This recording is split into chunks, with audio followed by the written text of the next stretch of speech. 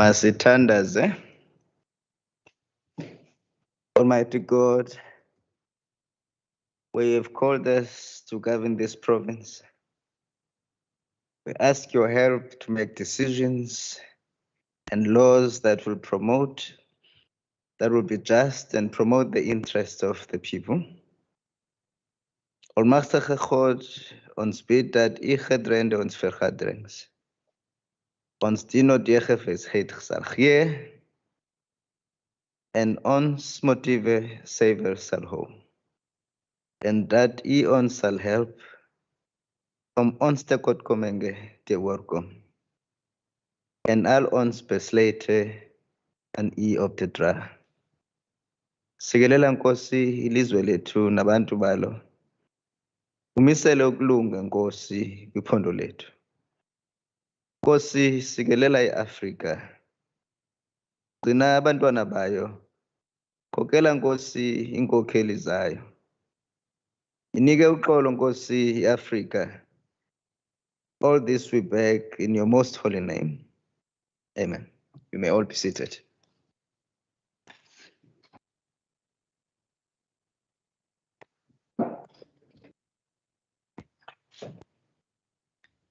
Honorable members, both in the chamber and in the virtual platform, I am elated and deeply honored to see the growing appetite by the honorable members to once again come to this chamber. At least I am not alone here with the Deputy Speaker. It's quite a handful of the honorable members. You are all welcome and thank you for joining me here. Honorable Masego, Honorable Minister Michelle, Honorable Minister Simars, Honorable Mackenzie, Honorable Bota, thank you very much. And I also see the seats on my left are not empty. I see Honorable Kama and Honorable Said. Thank you very much. I am very grateful for your physical presence here. The honorable members, virtually, I would like to request that we observe the necessary protocols in terms of the hybrid sessions. I'm not going to go through the laborious process of what you should know, in fact, what you know already. But to say if there's a point of order, please do not shy away from indicating in the chat box or raising your hand. I've got all the instruments here. And obviously, I hope that you are all connected because we do not have load shedding that has been declared. If there is a challenge with the honorable member being unable to be audible, that will be because of your systems and your location, but not necessarily our own making as this parliament. We do have our systems in place, and thanks to our ICT infrastructure and the unit that does all of this.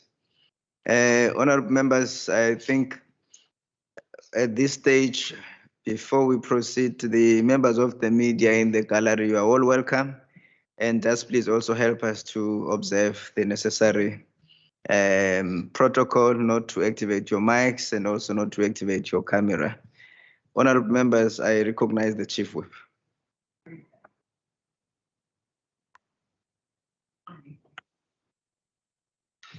Thank you very much and good afternoon, Mr. Speaker. I move without notice that notwithstanding the provisions of Rule 20, subsection 1, the sequence of proceedings today, 9th of September 2021, shall be interpellations, questions, subject for discussion in the name of Honourable Trejo, statements by members and motions without notice. Thank you, Honourable Chief Whip. Honourable members, are there any objections to the motion? No objections, motion agreed to. I recognize the Honourable Chief Whip. Thank you very much, Mr. Speaker. I move without notice that notwithstanding the provisions of Rule 18, that the next sitting of this House, scheduled for Thursday, the 30th of September, and the sitting thereafter, scheduled for Tuesday, the 30th of November, commence at 10:00 hours. So therefore, the sitting for Thursday, the 30th of September, and Tuesday, the 30th of November, begin at 10 o'clock. Thank you, Honorable Chief Whip. Honorable members, are there any objections to the motion? No objections. Motion agreed to. Thank you, Honorable Chief Whip. Honorable members, in terms of the order paper, we have one interpellation and one question. I don't think that reflects on the appetite for members for debates or questions, but we just happen to have the one today. May I request the Honorable Minister, we do have the minister, the question has been asked on the interpellation by Honorable Christians to the Honorable Minister of Community Safety, Honorable Minister Fritz. I now recognize the Honorable Minister. Thank you, Mr. Speaker. I also want to say thank you to the Honorable Christians for this question, because I think it's an important question to illustrate the impact of our LEAP program and our safety plan so far. So I want to start off by saying that the downward spiral in crime in Nyanga is observed as a positive sign that we are on the right track with our interventions. The department has put in place several measures under the auspices of the Western Cape Safety Plan to eradicate crime hotspots in the Western Cape. And we are saying eradicate crime hotspots. Crime will always be there. But the hotspot phenomenon where we in Nyanga used to be the murder capital. It's not the murder capital anymore. We're talking about just bringing down crimes, really bringing down specifically the murder rate. These interventions are always based on data, Mr. Speaker, and evidence, and are designed to address the challenges of violence holistically. The criteria used to identify the hotspots are based on data sourced from the Department of Health, area profiles, and the South African police data. The focus for implementation is in priority areas using a geographical approach with Nyanga policing as one of the identified areas. The department works closely with all law enforcement agencies, with the community police forums, with the neighborhood watches, with faith-based organizations, and all other, amazingly, soccer clubs, soccer federations, everyone, sports federations, everyone, because all of them will assist in giving youngsters alternative opportunities. In partnership with the City of Cape Town, Mr. Speaker, the department launched the Law Enforcement Advancement Program, which is called, commonly known as the LEAP, in February 2020, which resulted in the deployment of the first phase of law enforcement officers in Nyanga as part of the first group of stations. The operational approach is executed in an integrated manner with all internal stakeholders, and that's internal to the city departments, and external stakeholders, those are national and provincial departments, operational role players in each of the identified policing areas through the area-based teams. And I think this is important, through the area-based teams. The operational approach is planned, executed, monitored, and coordinated on a weekly basis through the operational meetings between the law enforcement agencies, and all law enforcement agencies are sitting on that.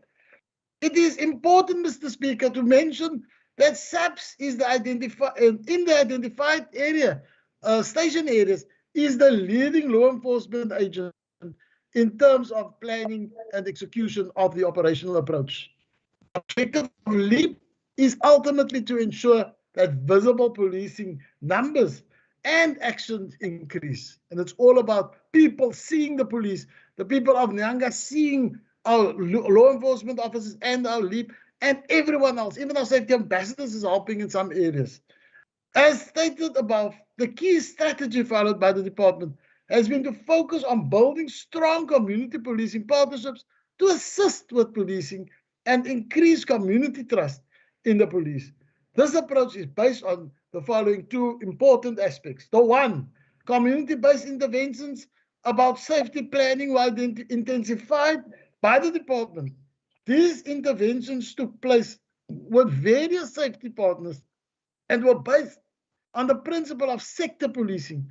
We're dividing a large area into smaller spaces, more manageable areas, has borne the dividends with increased safety and violence reduction. Thank you. I see the hand of Chief Whip of the Opposition. Before I recognize you, Honorable Christians, I just want to see if is that a point of order, Honorable Leka? Good afternoon, Mr. Speaker. I would like to ask a question to the Minister. You are part of the debate. Remember, this is not the questions yet. We are doing the interpellations. I do understand, but maybe that's a decision that must be made by the Minister, whether he's willing to take a question or not. The thing is, he has no time left. I've raised my hand a long time ago, Mr. Speaker, yeah. But it's fine. I fully accept that, Honorable Chief, with my apologies. I see it now, but he is already ran out of time. I will correct that next time. My apologies. I now recognize the Honorable Christians. Honorable Christians. Thank you, Speaker, and thank you to the Minister for the response. Speaker, I'm referring to the crime statistics, and it shows that the Western Cape, 6 stations in the list of 30 is where problems we have with crime. So Nyanga was 18 out of 30 on the list. But in Nyanga, there shows a marked decrease of 48% in their crime rate. And I think the Minister will answer the second part of the question concerning Delft, but Delft, out of 12 out of the 30, show an alarming increase of 122.4% over the previous year. And that's why my question, if the department, and we know that they all work together, the interventions is all strategic, and as the ministers say, it's integrated and there's a set criteria. Now, if Nyanga shows that was the murder capital, shows a decrease, and then you get Delft showing an increase, is the minister and his department using these? Because I know it's difficult because the crime springs out in different areas. It seems to me the gangsters know where you have visible policing, law enforcement, they move to a next area and next. So they also have their own intelligence moving from one area to the other. So it's almost like you're making progress in the one area, Nyanga, and then you, seems to me you're going backwards when it comes to Delft. And when you sort out Delft, it moves to Steenberg and all the other areas. So my question is, and that's why I've asked the question, but the question I want to pose to the minister is, what about their intelligence? Is the intelligence good enough to pick up, and preempt certain things that's going to take place and how gangsters is moving from one area? Because I think, Speaker, gangsters, they've got themselves got an integrated approach, and they know how to operate and work from one area to the other, and they almost go to soft areas, and then it becomes a problem. So with the minister saying that it's a targeted approach, how can we prevent the one area being successful and then you go backwards in the other area? And that is a concern, because now we will talk about Nyanga, we'll talk about Delft, tomorrow we're talking about other areas. What is the intelligence on the ground saying, and is the intelligence sophisticated enough? Because the gangsters got sophisticated intelligence. So is the department and all the role players, their intelligence good enough to pick up where's the next target? Thank you, Speaker. Thank you, Honorable Christians. You must never say I never gave you more time. I gave you 1 second, 1 second more.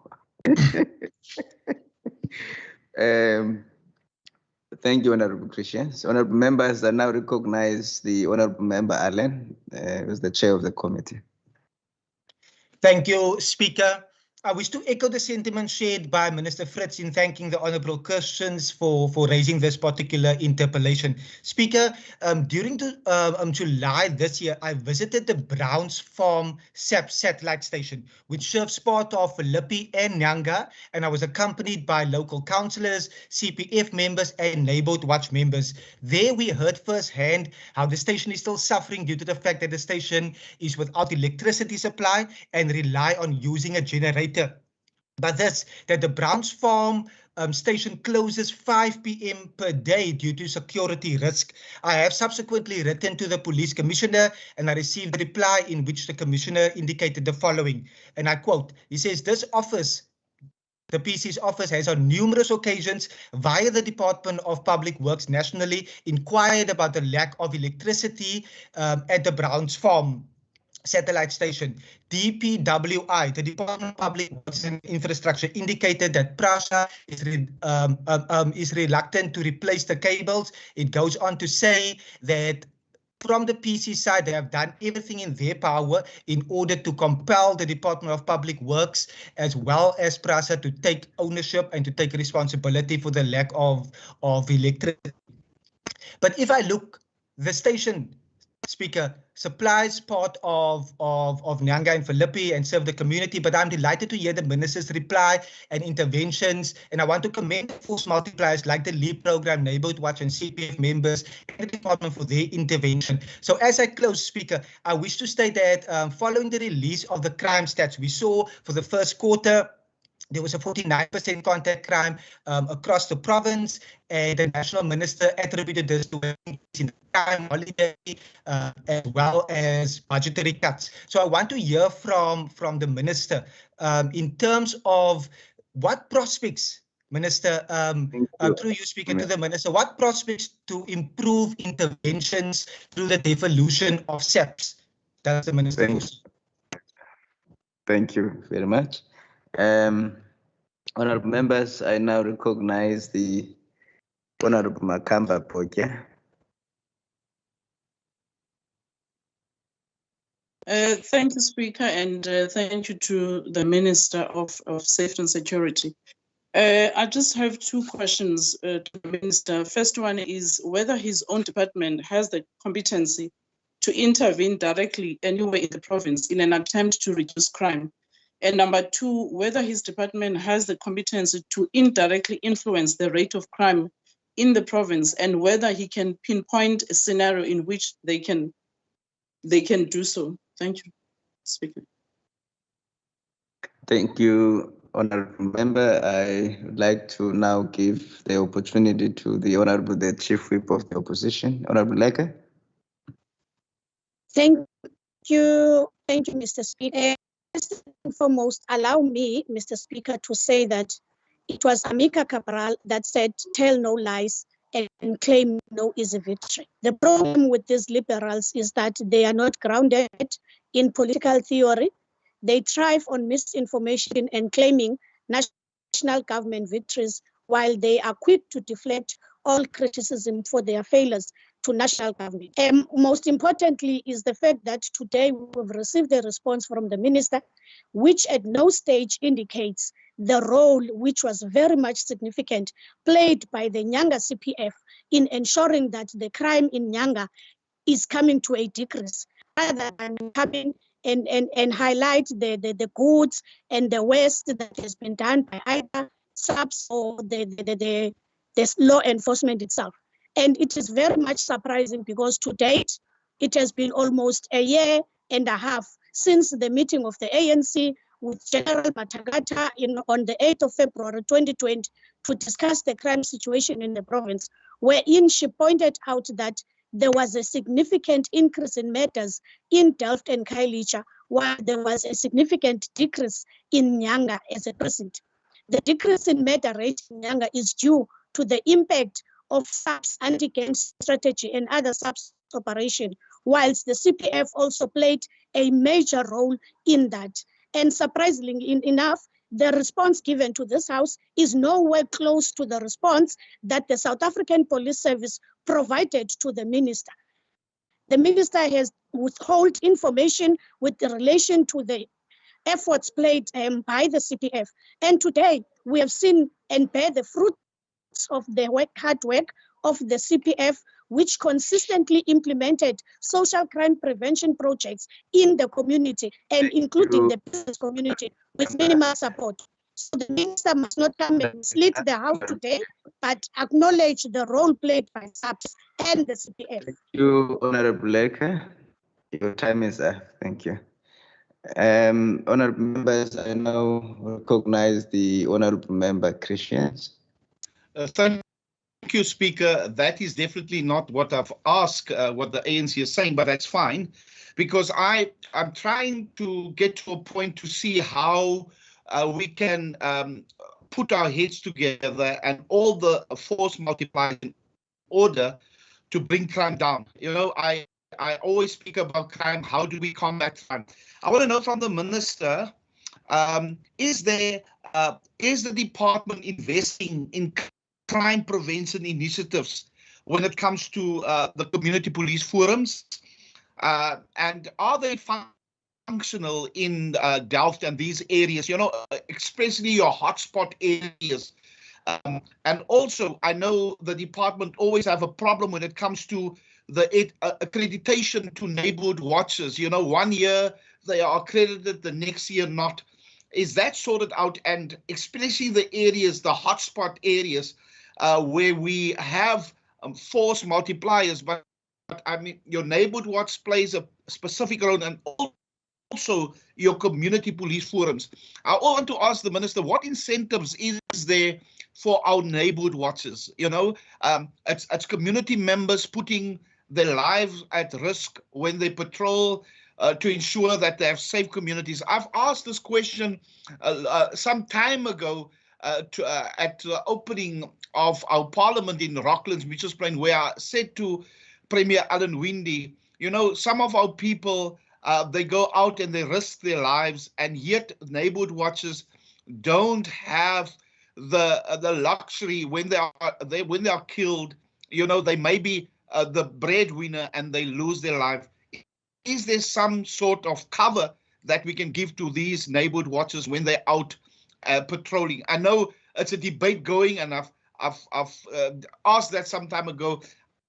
But is the Minister, you know, to give those people more confidence when they go out? Some of, and it's not people, it's people going out because they care for the community, they want to help when it comes to reducing crime. And is the Minister, if the Minister can tell me, is the department on track to halve the murder rate? Is the department on track to halve the murder rate? And will we see, you know, peaceful communities where people can walk and sit safely in their homes? I thank you, Speaker.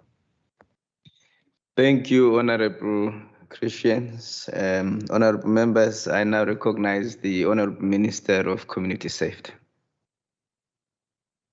Nkosi, Mr. Speaker.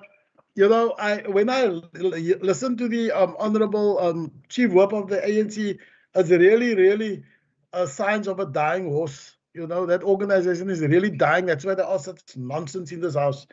And you know who? I explicitly said in my answer that the CPFs, now we're talking about all the CPFs, and in Nyanga, if you give me a chance, in Nyanga, the CPF played a phenomenal role.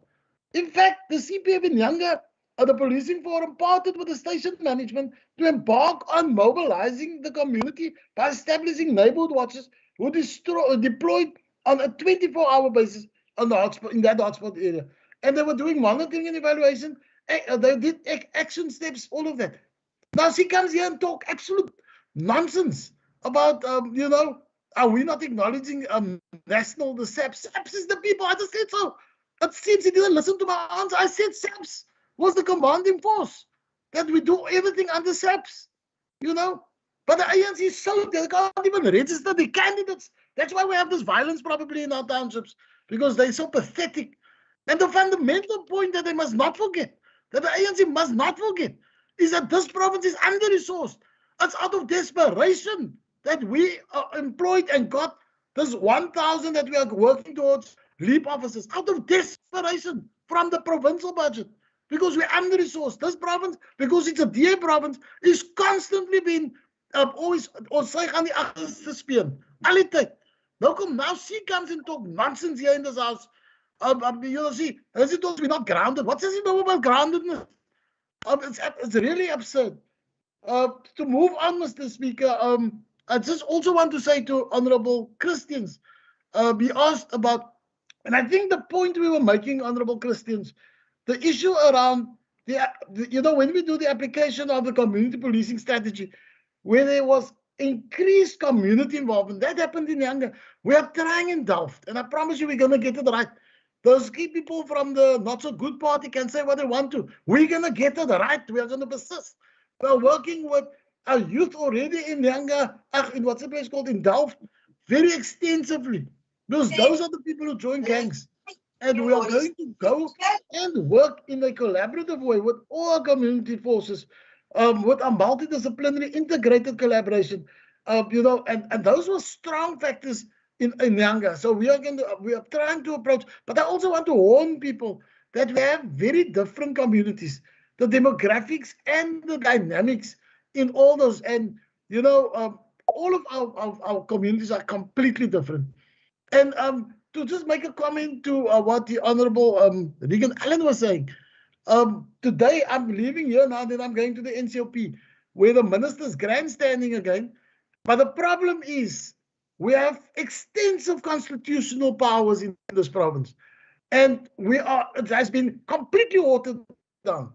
And so we are focusing for the next, and I think someone asked about whether we have the competency. Yes, the legal competency we will take from the Constitution, and we will work on it, because we've just been, you know, many of these very important legal competencies provisions within the Constitution given to us as a province has completely been just watered down by national, because they think we're stupid. Unfortunately, I think we are far more brighter than some of them. So we are going to focus on that, Mr. Chair, Mr. Speaker. We are going to continue to see how do we push the envelope in terms of our interpretation of, and even if we have to go to court to get a devolution of policing powers to provinces. And we don't want the police force. We're talking about the current police force. We're talking about what is in existence. We don't want to create another we're talking about what is in existence at the moment. Thank you very much. Thank you. Oh, honorable members, with that, the interpellation is now been concluded and the debate thereof. We now move to the questions for oral reply, which is the question by Honorable Tego to the Honorable Minister of Human Settlements.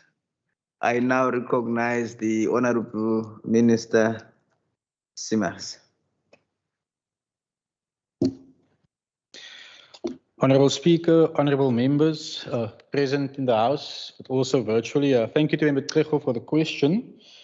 Firstly, in terms of the noon honorable member, through you, Speaker, residents have not been relocated. Applications for rezoning and subdivision in terms of the municipal planning bylaw was made to the City of Cape Town in May and June 2020. The applications were approved by the Municipal Planning Tribunal, or MPT, on the 1st of September 2020 and the 3rd of November 2020, respectively. Upon approval, each rezoning application by the MPT, the Racing Park Property Owners Association appealed the decisions. This led obviously to delays. The appeals in respect of the two approved rezoning applications were only heard on the 9th of March and the 13th of April 2021, respectively. The City of Cape Town's Appeals Authority issued the approval decisions on the 8th of June 2021 and the 27th of July 2021. These approvals, however, came with conditions that requires additional work prior to the commencement of construction. The conditions relate to stormwater management and capacity of the main Potsdam water treatment facility to accommodate the development. The project team is in the process of aligning various technical documentation in order to respond to the conditions of approval before construction can commence. The development is part of both short-term and long-term planning for the area. It is, however, anticipated that site clearance will commence later this year, which will be followed by services installations. Construction of top structures is expected to commence during the 2022-2023 financial year. In terms of the Kosovo Informal Settlement Project, Honourable Speaker, Phase 1 of the Greater Kosovo Project has commenced with the construction of 434 houses on Farm 694 New Woodlands, where 217 Kosovo informal residents will benefit. The next phase will include sites from within the Weltevreden Wedge, where it is envisioned to provide 1,500 initial opportunities in a transitional residential development to occupants from the Kosovo informal settlement. The Weltevreden Wedge site are expected to yield a total of 6,500 opportunities in total. A professional team has been appointed and is currently conducting initial investigative studies to identify the most appropriate site with the least development challenges, including the provision of bulk services on which the transitional residential development will be delivered. Beneficiary administration in the form of beneficiary sign-ups and verification has commenced and is ongoing for the Kosovo informal settlement. It should, however, be noted, Mr. Speaker, that there are currently disputes in the area about this process and around the project steering committee members. This is proving to be quite challenging. Our stakeholder component, along with the project manager, is attending to this challenge, and we trust it will swiftly be resolved. The construction of the transitional residential development is expected to commence in 2023, followed by the remainder of the Weltevreden Wedge sites. Once relocations have taken place to the transitional residential area from Kosovo, construction will commence on the Kosovo main site, which will be developed in phases. Thank you, Speaker. Thank you, Honourable Minister. Is the Honourable Member Klego intending to ask a supplementary question?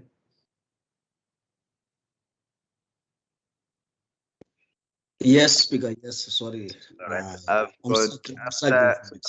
After your contribution, Honourable Klego, I've got Honourable Maseko in the chamber and Honourable Kama in the chamber. Are there any other contributions? If none, then you may proceed, Honourable Klego. Thank you very much, Speaker. I just want to ask the Minister whether he is aware that a shack caught fire in Kosovo last week, which affected several shacks as 2 people died and others were dispossessed.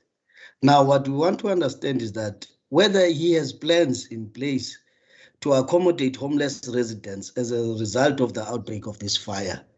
As this community, we know that is part and parcel of the community that is supposed to be benefiting from the initial project. Thank you very much, Speaker. Thank you, Honourable Klego. I now recognize the Honourable Minister. Thank you, Honourable Speaker, and thank you, Honourable Klego, alerting me regarding the fire in Kosovo. Yes, I am well aware. The Honourable Member would also appreciate that it is the first port of call for the local sphere of government to respond to disasters within the area.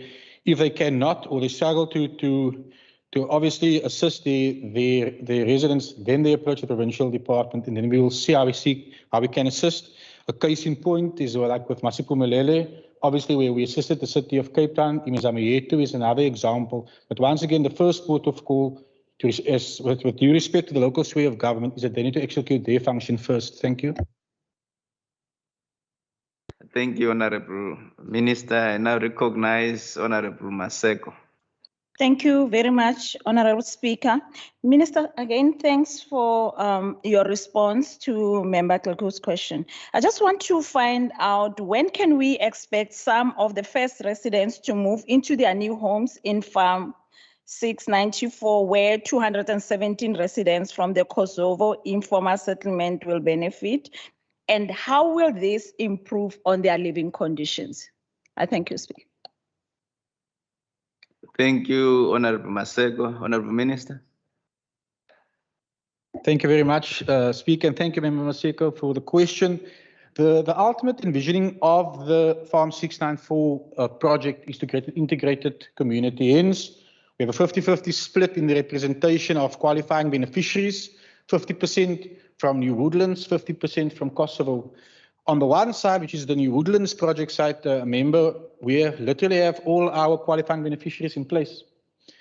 On the other side of the road is where the problem is due to internal for lack of a better word, contestation regarding the project steering committee members and leadership quarrels. That process is stalling. Now, recently I visited the Farm 694 project with the Honourable Mackenzie and other members of the New Woodlands project steering committee because once again, the Kosovo side did not pitch up because of their infighting. And we are on track to start handing over the first houses by later or before the end of this year. The problem is that we would like to see the Kosovo side sorting out the internal issues because the original movement plan is 50-50. So as we complete the units, because we want to integrate the community to be representative as we end up the units of both sides that ultimately contribute this new community which we will be forming. But the concern for me is that on the Kosovo side, the beneficiaries earmarked are those that live in formal structures and even backyarders that live in informality on the Kosovo side, to answer your secondary point. Similar to the New Woodlands, the entire qualifying beneficiaries are those that live in the backyard. So the objective is to improve people's quality of life, but there's one thing which we do not have control over, Member Maseko. The houses will be finished in time, but on the Kosovo side, we can't control the leadership squabble at the moment, which will have an impact on our movement plan for those qualifying beneficiaries. Thank you. Thank you, Honorable Minister. I now recognize Honorable Kama and then again Honorable Maseko in that order. Thank you, Speaker. And let me thank the MEC for the responses that have been provided so far.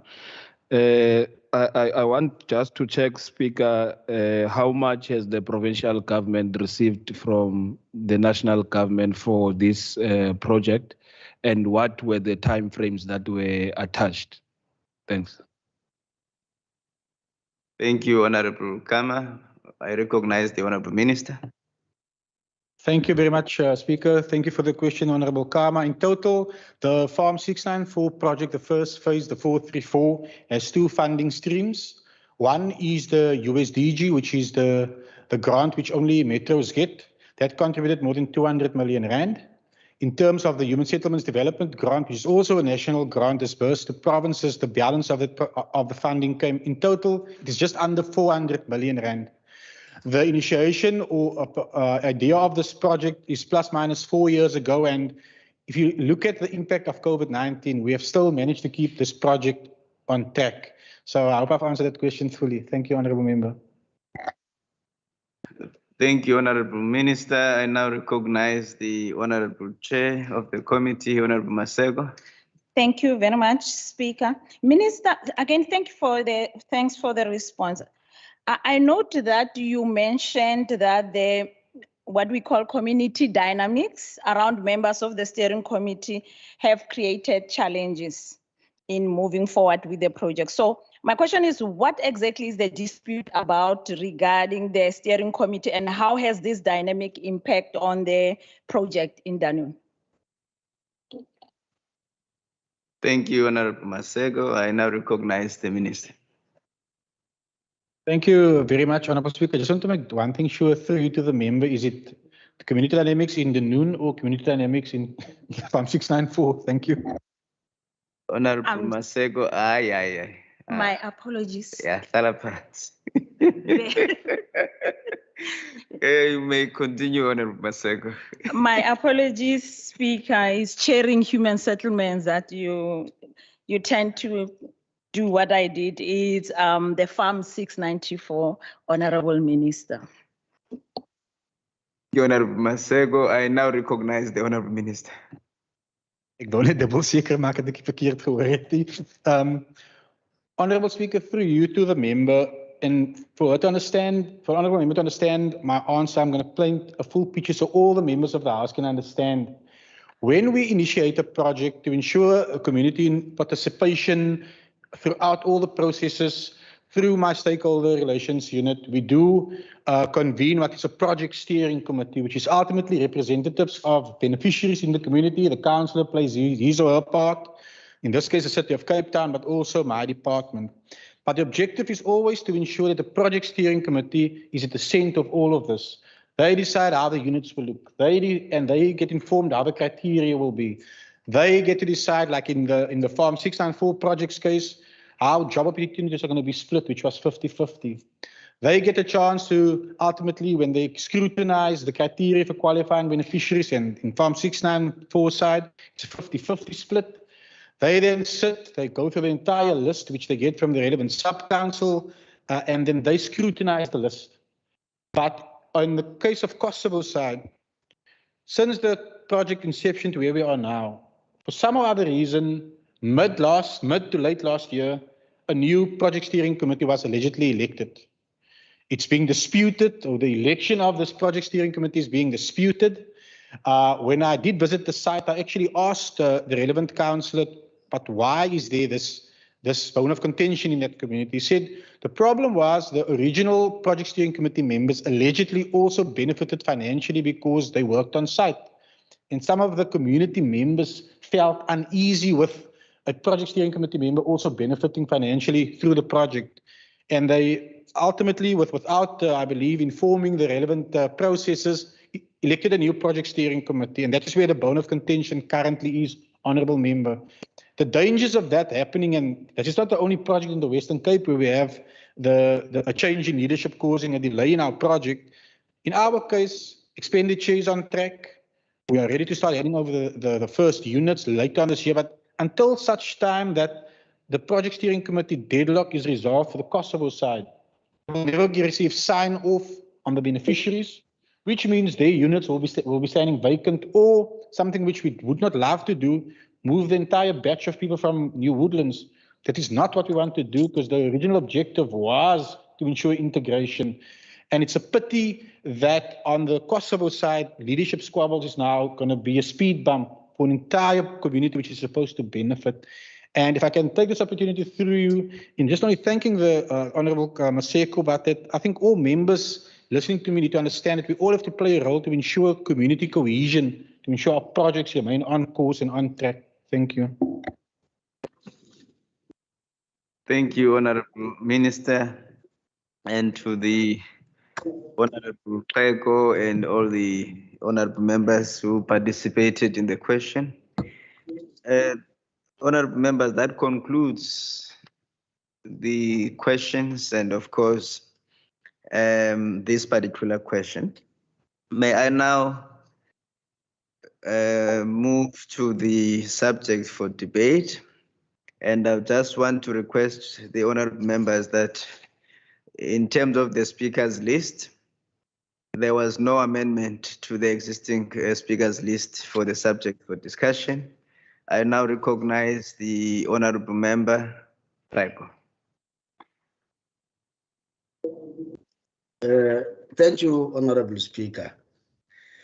As the EFF, we raised this debate, strengthening of Western Cape healthcare facilities towards building a world-class healthcare system. South Africa's colonial and apartheid past gave us a horrible experience that efficient and adequate livelihoods are for whites and the rich, whilst third-class citizenship treatment must be reserved for the black majority, who are the indigenous people of this land. This has been experienced through land dispossession, poor service delivery for our people, and particularly in the health sector, which continues to offer services that range from poor to substandard on a daily basis. The demand for proper healthcare facilities with capacity is growing by the day, thanks to the EFF's 2016 local government elections manifesto, which called for the health facilities in townships and in remote areas of the province to operate 24/7. This call, which will continue to be canvassed by the EFF, did indeed sink amongst the majority of residents in the province, who now demand a proper healthcare system with capacity and that can cater for their needs. Moreover, it should also be mentioned that The very same call recently became apparent with the residents of Grabo, which is half an hour drive away from the closest hospital, when they protested that their clinic must now be open 24/7. The Democratic Alliance government, through the Honorable Dr. Noma French Mbombo, had no choice but to deliver a 24-hour clinic service in this area. A proper healthcare system is needed in the province in order to stage a fight to try and curb the scourge of COVID-19 and other deadly diseases affecting our people. It is said that in the year 2021, our people still get infections and other diseases, queuing in the long lines awaiting to receive medical attention.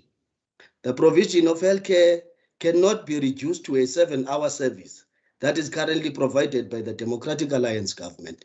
The EFF will continue to apply pressure, and in the end, the voice of reason and that of the people will triumph. Challenges in our hospitals range from lack of adequate medical supplies, proper medical equipment, shortage in staff, whilst other hospitals such as Tigerberg are in a decay state with plans to revamp them still stuck somewhere in the pipeline. At the end of it all, it is the poorest of our people who are in the receiving end of this incompetence and negligence from the provincial government. Thank you very much, Speaker. Thank you very much, Honorable Teko. Siyabulela Nqondo. Honorable members, I now recognize the Honorable Minister of Health, Dr. Mbombo. Good afternoon, Speaker. I just want to apologize. I'm on the road to Vredendal, Matsakama, for the program that I'm joining National Minister Chrissy, and therefore I won't be able to put up my video because of the network the bandwidth. Can you hear me, Speaker? You are audible. You may proceed. Thank you. I'm in the car just in case that you hear some other cars passing by. Honorable Premier, Cabinet colleagues, members of the Provincial Parliament, the chairpersons of the Standing Committee, specifically for the health. Speaker, I want to thank Member Teko from the EFF for sponsoring the debate, strengthening Western Cape health facilities towards a building world-class health system. Speaker, as a healthcare worker, currently as a political head, and also previously, who has been in previous roles in the South African health system, from being a clinician and health programs managers, and also the facility managers in the various provinces from the Eastern Cape, KZN.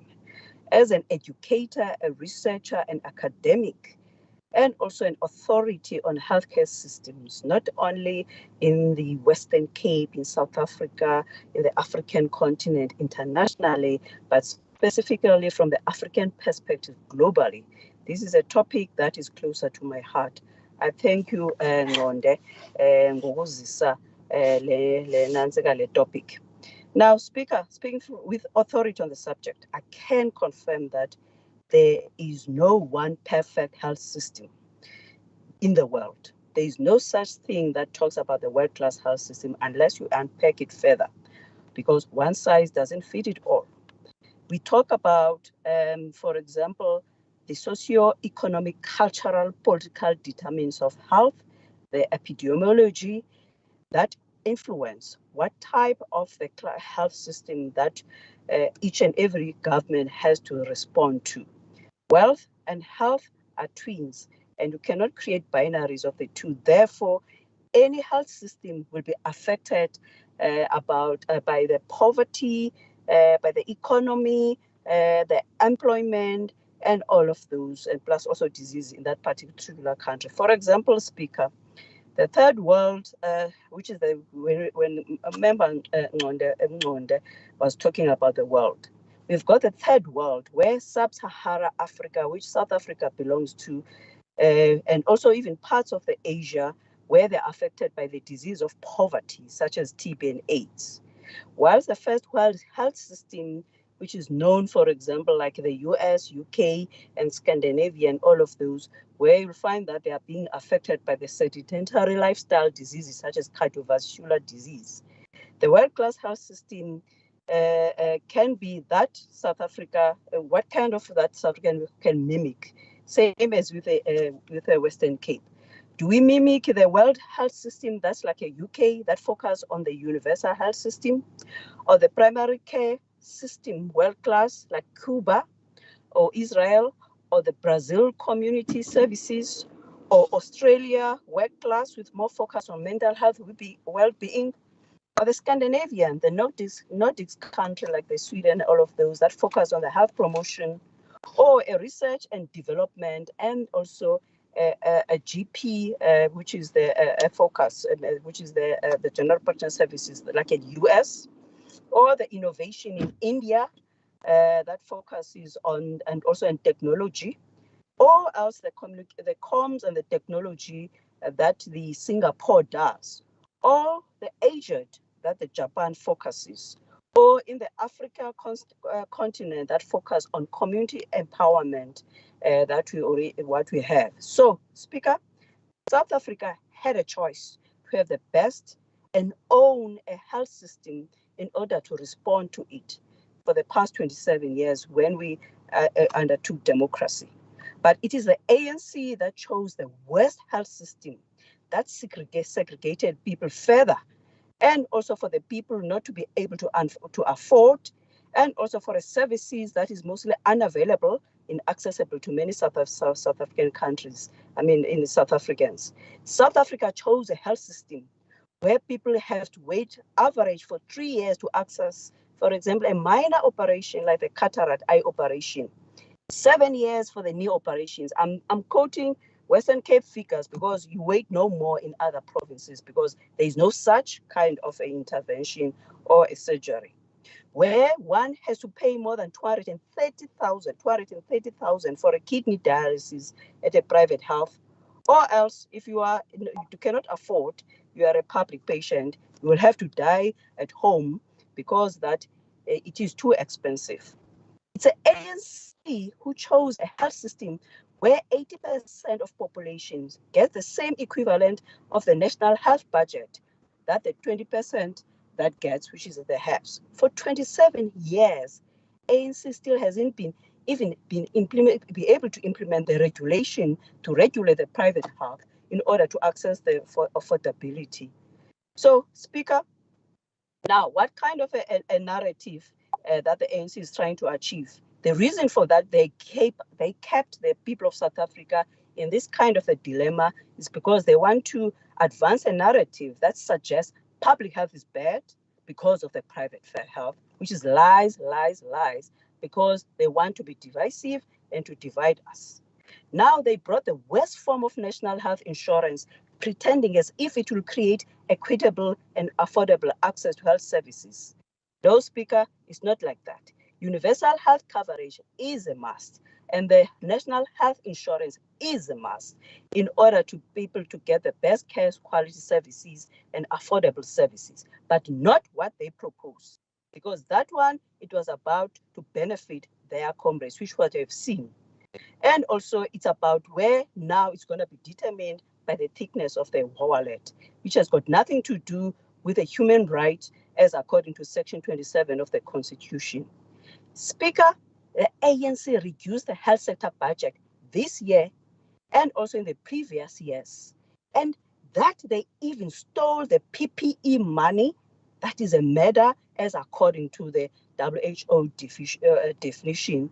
Because if now you will be selling PPEs that of lower quality for the healthcare workers, it means that you're imposing them to the infection where they could be able to die. So as the Western Cape Health Department, we have to come up and do something because we are not in the national powers, but because we have got the constitutional powers of the concurrent function to render health services for the people of the Western Cape who voted us. We cannot wait longer anymore. You will realize that, Speaker, that everything that we do as a province is about improving the well-being and quality of life. WHO identifies the building blocks to build a health system. Thus, if I could list human resource is a system on its own, and therefore that's why Western Cape, we find that, has got the lowest COE in regard to their staffing. Our staffing has always been there.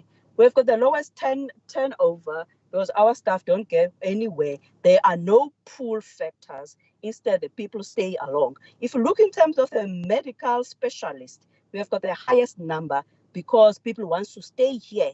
Even us helping other provinces, the KZN previously under the then deputy health minister, current deputy health minister, was MEC, where we have even to rescue them in training the medical specialists. The leadership and governance is the second part of the building blocks. The health information system is part of the building blocks. We are the only ones that ended up having the innovation, patient identification, unique identification is part of that. We have even a strategy in regard to be a disruptor in doing business unusual. We are the only one. Health financing, we are the only province that has had clean audits. You'll never get it anywhere. 3 times, Speaker, clean audits throughout for the past 10 years where we have the unqualified audits. Medicine, availability of medicine. We drop medicines everywhere, especially now during the COVID, so that the anti-SARAs can be able to get their medicines without them queuing for long. Because ideally, Speaker, we should have been able to have a clinic 24 hours. That's how it should be, ideally. But with a budget that we get from the ANC government, it makes us only to be able, in some cases, we have the mobile clinics, but there is no one left behind. In as much as that anti-SARA, we might be going to that specific clinic on that day, mobile, but in that clinic, we have added more packages that will never get it anywhere, like the eye care, the occupational therapies for those people who need rehabilitative care, the dental, the X-ray, and all of those as part of the package. Similar with regard to the services. If you look in terms of the burden of disease, the maternal health, the child health, the mental health, the interpersonal violence, and all of those, which is what is happening in South Africa. If you look in terms of the figures in regard to where we are in South Africa, we find that we are the best. It is there within, not only from the Stats SAA, plus also from the government. Do you know that, Speaker, in this COVID, we didn't only focus on the virus. You had projects like the vector projects, where the diabetics were at high risk during the COVID peak periods were preemptively identified. That's why we could be able to know who is at risk than anyone else. The public-private partnership is our actually flagship, where we demonstrated that you don't need actually the ANC NHI in order to be able to work with a private. We've got clinics through the farm owners who have been able to provide the clinics throughout. Minister, so, Speaker, having said that, I just want to say there is no one perfect health system, but as the Western Cape, we try our best, leaving no one behind. Thank you, Speaker. Enkosi Ncibane, siyabulela mphathisi. Enkosi kakhulu. Enkosi ke. Honorable members, I now recognize Honorable Van Vogel. Thank you, Honorable Speaker and Honorable members. Speaker, Daryl Half, in his book, How to Lie with Statistics, said, and I quote, "A well-wrapped statistic is better than Hitler's big lie. It misleads, yet it cannot be pinned on you," close quote. Speaker Daryl Half cautioned us against the danger of using statistics to cover the sad realities of service delivery failures in our communities. Speaker, the Western Cape Health Department strive on this misinformation tactics by using statistics to hide objective realities. Carefully selected statistics are often used to portray a picture of a best-run department, whereas on the ground, our people sleep on the floors in healthcare facilities. People stand for long hours in the cold and sun outside the health facilities, waiting to be admitted. Chronically ill people and the injured die while waiting for ambulances, which arrive after 5 hours.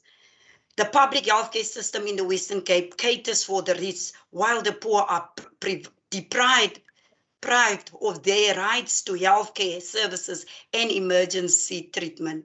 Speaker, Section 27 of the Constitution is clear that every person has the right to have access to healthcare services, including reproductive healthcare, and that no person may be refused emergency treatment. Below, I intend to prove that the Western Cape Health Department is in contravention of Section 27, and I have written to the Human Rights Commission to urgently intervene and investigate.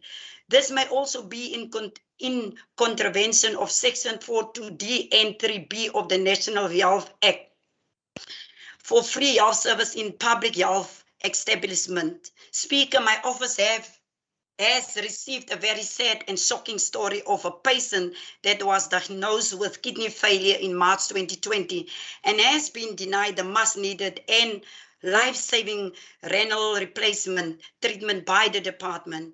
Mr. Daniel's application for renal replacement treatment had been rejected by the Tygerberg Hospital as was told that he does not meet the criteria for the department's renal replacement program. After a successful appeal process, his application was approved for only a year on condition that he will have to join a medical aid and the end of the program. Speaker, he received a renal replacement treatment 3 times a week in the program until mid-August, when the department informed him in written communication that he will receive his last treatment on the 31st August 2021 and that he needs to join a medical aid to continue with treatment at a private institution. The condition of Mr. Daniels is worsening and was admitted at Tygerberg Hospital on the 29th August 2021. According to medical expert, a renal replacement treatment can cost anything between 79,000 to 80,000 per annum, excluding medication. Speaker, Mr. Elric Daniels is unemployed and survive on his monthly disability grant of 1,900 per month. The cost of renal replacement treatment at private institutions is about 1,800 per session. Mr. Elric Daniels needs about 3 sessions per week. Since the end of August, he depends on family and NGOs to pay for his treatment. His health is worsening by the day. When I inquire about this, the department said, and I quote, healthcare managers are faced with a very difficult task to ration care between so many deserving candidates with limited resources. We fully understand the empathy of Member Van Vogel to the patient's plea. However, there are so many other patients who are in the same position as Mr. Elric Daniels. He has been re-evaluated and found not to qualify for the renal replacement therapy in the public sector. We have been sympathetic to Mr. Elric's case. He was put onto hemodialysis on one of our bridging slots, which create to give patient a year to join a medical aid and accommodate the waiting period. To note that not all patients have this chance, as we have just 2 slots in a waiting list for the same. Close. Speaker, renal replacement therapy is a life-saving option until a suitable organ donor is found, and until then, patients will die if they are not on treatment. I call on the Premier and MEC to intervene on the case of Mr. Daniels. It cannot be acceptable that the Western Cape government tells us about better life expectancy, clean audits, and better facilities, when in actual fact, it is denying poor people access to life-saving treatment. There are many similar families, in similar positions to Mr. Elric Daniels. Speaker, every time these issues are raised, the provincial government swift goalposts and blame insufficient funding from national government. The above case is a clear example of why South Africa needs full implementation of the national health insurance, so that the poor like Mr. Ellery Daniels, and so many others can get an opportunity to live longer. The Democratic Alliance must end its opposition to the NHI. I thank you, Speaker. Thank you, Honorable Van Vogel. Honorable members, I now recognize Honorable Heron. Thank you, Speaker. Speaker, let us build a world-class health system by focusing on the quality of the service at the public facilities that so many of our residents rely on. This means not being distracted by political opportunism and false promises. My apologies. Will you please take your seat? I see the hand of Honorable Murray. Honorable Murray, is that a point of order? I apologize, sir. My finger slipped. Sorry, sir. It is not a hand, sir. It's a slip up. Thank you, Honorable Murray. Honorable Heron, you have 2 minutes in total. You just used 16 of those minutes, so you still have your time. You may proceed, sir. Thank you. Thank you, Speaker. So this means, Speaker, that we shouldn't be distracted by political opportunism and false promises. When President Ramaphosa announced the vaccination program rollout and indicated that the program would start by the second quarter of this year, the Premier and the DA suddenly became very focused on vaccinations. Before that, there was not a peep from them. Before that, they were focused on contesting or whining about every restriction and every regulation that was introduced, second guessing what the President was being advised to put in place to reduce the impact of the pandemic, second guessing and criticizing even when they had no real alternatives. They dabbled for a short while in natural herd immunity, playing Russian roulette with our lives. The Premier jumped on the vaccine bandwagon long after it had left the starting point. He announced that the Western Cape would procure its own vaccine because national government could not be trusted. In a State of the Province address, the Premier indicated that provincial officials had commenced a procurement process and they were reaching out to vaccine manufacturers. But Speaker, when you examine what the province actually did, you will see why I said in response to the Premier's announcements that this is embarrassing. According to the Premier's answers to written questions from this Parliament, they only caught two manufacturers, Pfizer and Johnson & Johnson, both of whom said what we all already knew, that they were only dealing with national governments. The rest of the reaching out was letters to the Consular Corps and the Diplomatic Corps. Speaker, money that could have been used to improve the quality of healthcare facilities and services was burrowed away to give this grand announcement a sliver of credibility. Those funds should be released to the Health Department to be invested in quality healthcare services and facilities, not placed in some suspense account to prop up a promise that had no real prospects. Thank you. Thank you, Honorable Heron. Honorable members, I now recognize the Chair of the Committee, Honorable Philander. Honorable Speaker, here in the Western Cape, we have made some incredible changes to our health platform over the last 12 years. This has been achieved through a people-centered approach, exemplary leadership and innovation, and the result speaks for itself. Life expectancy in the Western Cape remains the highest in South Africa. Life expectancy may only refer to the average number of years one is expected to live under certain predetermined factors in relation to mortality rates. But we know that access to healthcare services is a key driver of life expectancy gaps, not only in the country, but across the world. So where care is restricted, we enter public-private partnerships and deliver care. The extension of these services means that in this province, residents live within 30 minutes from a healthcare facility.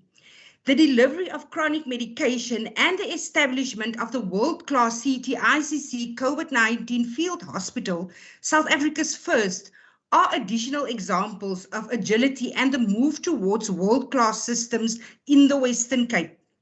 Speaker, it is through good and principled governance by which the Honourable Minister for Health today could share the strides that the Provincial Department have made towards achieving universal healthcare in the Western Cape without overburdening the already stretched taxpayer. We already have seen enough of the ANC and EFF's failed policies. We know and have experienced this through rolling budgetary cuts and many provincial governments left hamstrung in demand for care. Speaker, the provincial government has been the only health department to have received consecutive clean audits. A clean audit means transparent and accountable governance. It means good governance in the best interest of people. But Speaker, it is a dire shame that the Western Cape stands alone as a beacon of healthcare delivery. The rest of the country is seen as a poster child for gross neglect of the public health system through failed governance, corruption, and sheer incompetence. Speaker, a reporter shared an account of 3 infant deaths due to a hospital-acquired infection in Kobega, and an account on the availability of 1 nurse for 28 newborn babies. But when the publication asked the now fired National Minister of Health what would be done to rectify the dire circumstances in the Eastern Cape, he answered 0 of the 89 inquiries. Speaker, how we manage the public healthcare system is a matter of life and death. Stats SA reports that 17 out of 100 residents in South Africa cannot afford medical aid. This means that 42 million people are entirely dependent on public health facilities. Speaker, now our public health system is on the brink of a complete overhaul with public hearings of an NHI insurance bill, which commenced on the 18th of May. A study by the South African Medical Research Council on the comments made during public hearings showed that whilst there is a desperate need for access to quality medical care, residents have severe concerns on the state of corruption, capacity to deliver on the major reform of healthcare financing, and the delivery system that is proposed.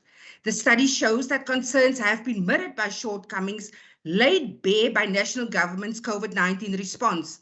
This speaks to ANC failures in centralized leadership and power, institutional incapacity, the collapse of parts of the healthcare system, and poor planning and foresight in relation to accessing and rolling out vaccines. It is worth remembering that these policies and failures are the vision of the EFF too. Contrary to the EFF and ANC's failed ideas, the World Health Organization indicates that best practice is decentralized health systems. It argues that community-based care is at the core of universal health care. But what the ANC and EFF endorsed NHI will do is centralize the funds for this. In other words, Speaker, centralize the money for more looting, which we all know is the ANC and EFF favorite pastime, whether it is on the streets or in Treasury. It is quite ironic for the EFF to call this debate when it has avoided constructive input in the management of COVID-19 and when its party was seen participating in destructive activities instead. Speaker, the only viable alternative is the Western Cape model. We have shown we can expand quality, affordable, and accessible care. In stark contrast to national government's COVID-19 management, the Western Cape government showcased good governance through innovation and the ability to establish and provide world-class facilities.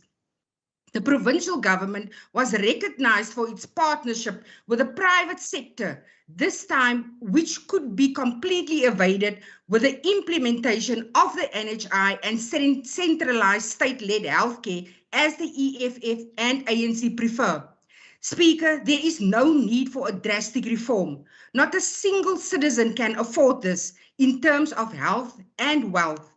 It will only be through a commitment to capacity building, through competence, through a true focus on dignity and well-being via capable and innovative governance by which we achieve a world-class system.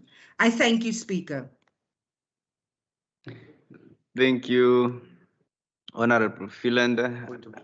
There is a point of order, honorable members in the chamber. What's your point of order? My point of order, Speaker, is the fact that this bench continues to be challenged by a technical issue that I have raised at least 4 times. That the plugs in this particular bench and in that particular bench where the leader of the opposition normally sits have simply not been working. I'm not sure, Speaker, if you can tell us which of these plugs on this side are working and which of those plugs are working. So they are there specifically to charge laptops and phones.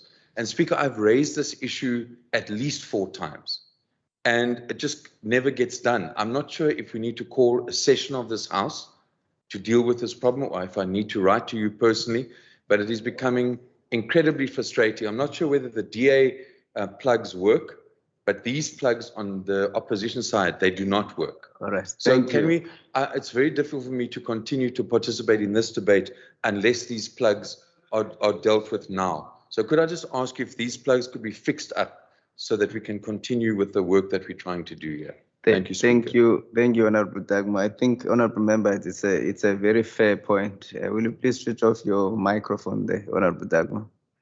I just wish to raise it with the accounting officer is here to attend to that expeditiously. We'll just monitor that and I need feedback on that. It should not be, but we're not going to have a debate on it. We'll just make sure we fix them because it's something that must be addressed expeditiously. I don't want us to even get to a debate. It must be done. It was supposed to be fixed. The next time we sit here, Honorable Dagmo, the next time we sit here, they should be working. In fact, I'm giving an undertaking now that they will be working. There's no way that we can have such points of order in a sitting like this one. So we have to address that and I will attend to that. May I then request that the proceeding continue with the request that I've made, Honorable Christians. I apologize. It was an important matter of tools of trade for members here. May I then request that you proceed and you've got 2 minutes. Thank you, Speaker. Thank you for that. Speaker, a world-class system functions optimally. It's guided by accepted standard operating procedures. It is staffed by trained and qualified personnel and has access to research and development within its sphere of operation and works within its budgetary guidelines. Now, as we know, South Africa has more than 400 public hospitals and 200 private hospitals. Of these, Tygerberg Hospital and Groote Schuur Hospital are training hospitals in the Western Cape. And must I say that these institutions produces doctors and nurses that are sought after worldwide, as witnessed by them being employed abroad. But Speaker, there was one concern, and that is where we saw shortcomings in the system when we had COVID-19. COVID-19, people were turned around when they got to hospitals for oxygen and were told to go to private hospitals. They're not on medical aid, and private hospitals said, we can only assist you if you contribute something like 100,000 Rand. Speaker, we heard this from people phoning us and asking us, is there no intervention that we can do? So people, the poor is still struggling to get sometimes services that requires, and it's between life and death. But Speaker, requirements that we need when it comes to a world-class status are a stable workforce, trained personnel, financial resources, technology and equipment, and we know what I'm referring to. Speaker, I'm going to close there because I see my time is up, just to say that South Africa needs, the Western Cape needs a world-class system, and we can really improve. Thank you very much. Thank you, Honorable Christians. Honorable members are now recognized. Honorable Barnes. Thank you, Speaker. Speaker, it is important to state upfront that the COVID-19 pandemic did not create our healthcare challenges. It exposed the already existing challenges and worsened them. Many of these persistent challenges, such as poor and dilapidated infrastructure in many facilities, shortages of staff and service pressures, have long existed and were overlooked and ignored by the provincial government. The decommissioning of the GF Jooster Hospital in 2014, the only hospital serving Klipfontein area, which compromises Menenberg, Gugulethu, and Nyanga, added to the health challenges in the province. We still want to know why the DA closed that hospital without any plans to build a new one, and even worse, why they had to lie about it and said the replacement hospital would be completed by the end of 2018-2019 financial year. It is because of such senseless decisions that the majority of the healthcare challenges are found in our poor working class communities. Allow me to take a few examples from the South African Communities Party's Hunger, Health and Housing Campaign report, which found glaring challenges in the province. At Hana Kutsia Clinic in West Coast, the report found that there are long queues of people standing outside the facility and that patients waited over 5 hours to be attended to. There is only one toilet for the staff. The reception area is crowded with unattached documents, and there are no doctors' consultation rooms. According to the clinic manager, they are experiencing staff shortages. The clinic only has 11 nurses. Only 4 nurses are working per day, whereas we're supposed to be 6. Nurses are also complaining about not having ambulances. Doctors only come to prescribe patients medications 3 times a week without examining them. Similar challenges were found at Dyersville Clinic in Saldanha. The prefabricated facility has 8 consultation rooms, a waiting room and a reception area. The original clinic was burned down during the service delivery protest. The report found that there was no social distancing at the clinic, especially in the long queues outside the facility. There is no triaging system as people living with disability, chronic illness, and children and elderly people queued outside for long hours. There are only 2 nurses at the clinic and no full-time doctor. The doctor only comes twice a week. Somlomo, we had picked up the similar challenges during our own oversight multi-party visit to Swellendam Relton Clinic and Worcester Community Healthcare Center, where there are glaring infrastructure challenges and staff shortages.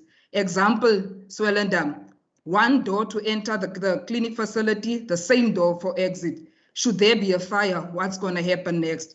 I don't want to speak, Speaker, about Worcester Clinic. Should there be a pouring rain, the entire community waiting outside, it's a disaster. The DA must take responsibility. In the Karoo where I reside, chronically ill people are forced to sleep on benches the whole night in the cold waiting room, awaiting an ambulance from Beaufort West to Grooteskier or Red Cross Hospital. The waiting conditions are traumatizing and adding more to their illness.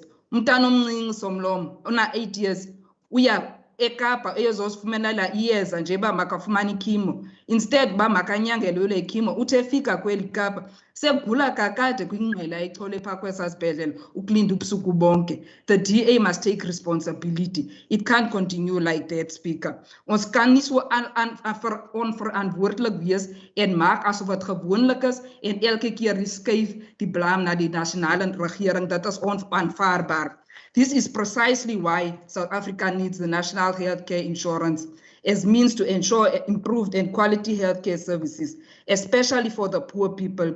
At its 54th National Conference, the ANC reaffirmed its resolutions on the NHI and that its implementation remains a priority on the government, so much that the ANC will ensure that the legislative framework on the NHI must be finalized by the end of the current term.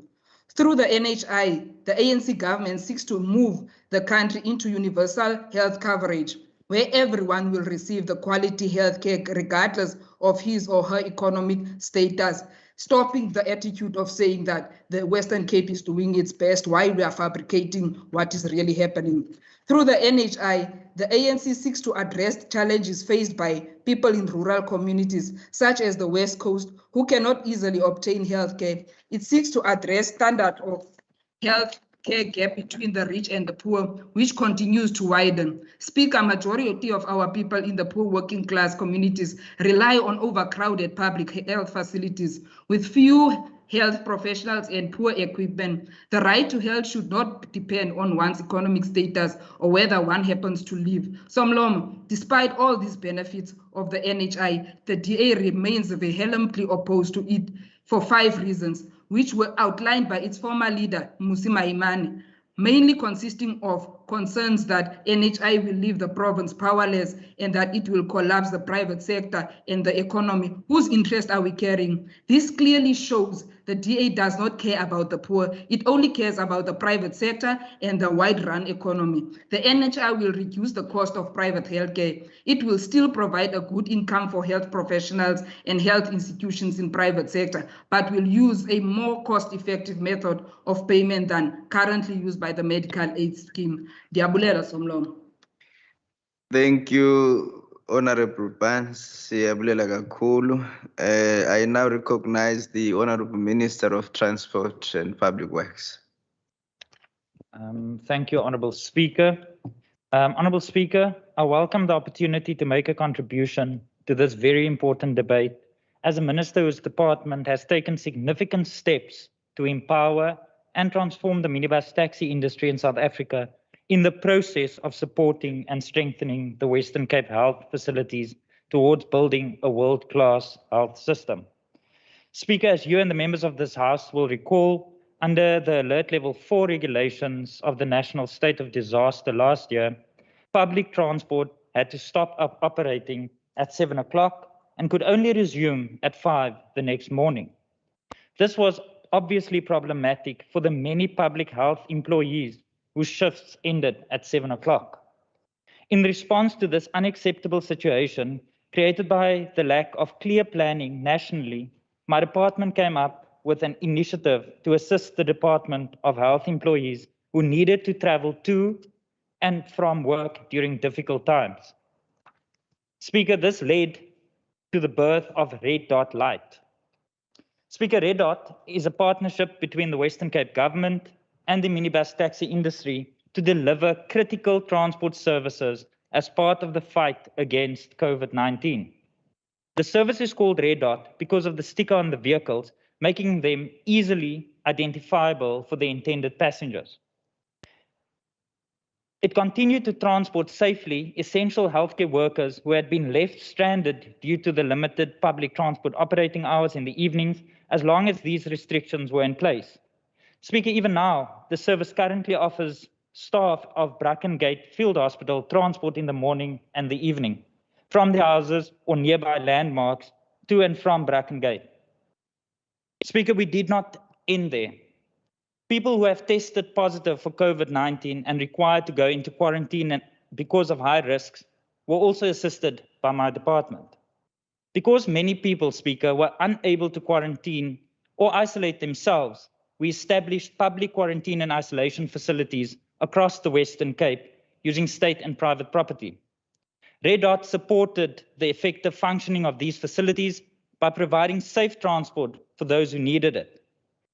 As a government, we are carefully monitoring the service with trackers and on intelligent transport system linked to the department's transport hub, as well as on-the-ground monitoring. Because, Speaker, we are a government with a vision and a government who cares about its people, we then took this service a step further. The Red Dot Taxi is now providing transport to vaccine sites for those who are unable to travel themselves, including those who cannot afford or do not have access to public transport. The Provincial Department of Health identifies those in need of transport through its on-the-ground local community liaison officers, and they are then transported by the Red Dot taxis through my department. Speaker, we prioritize the elderly and those with special needs. To date, Speaker, 7,809 passengers have been transported through the Red Dot initiative. More than 240,000 healthcare worker trips have occurred through Red Dot since the 18th of May 2020.